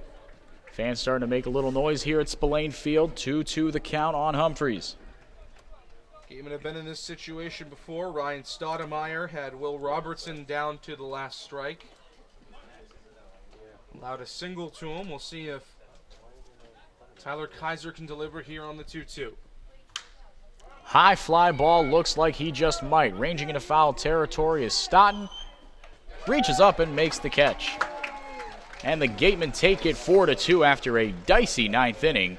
They come away with a victory and move to 3-0 on the year. The ninth innings have never failed to entertain here at Spillane Field and otherwise, but the Gatemen walk away with a victory.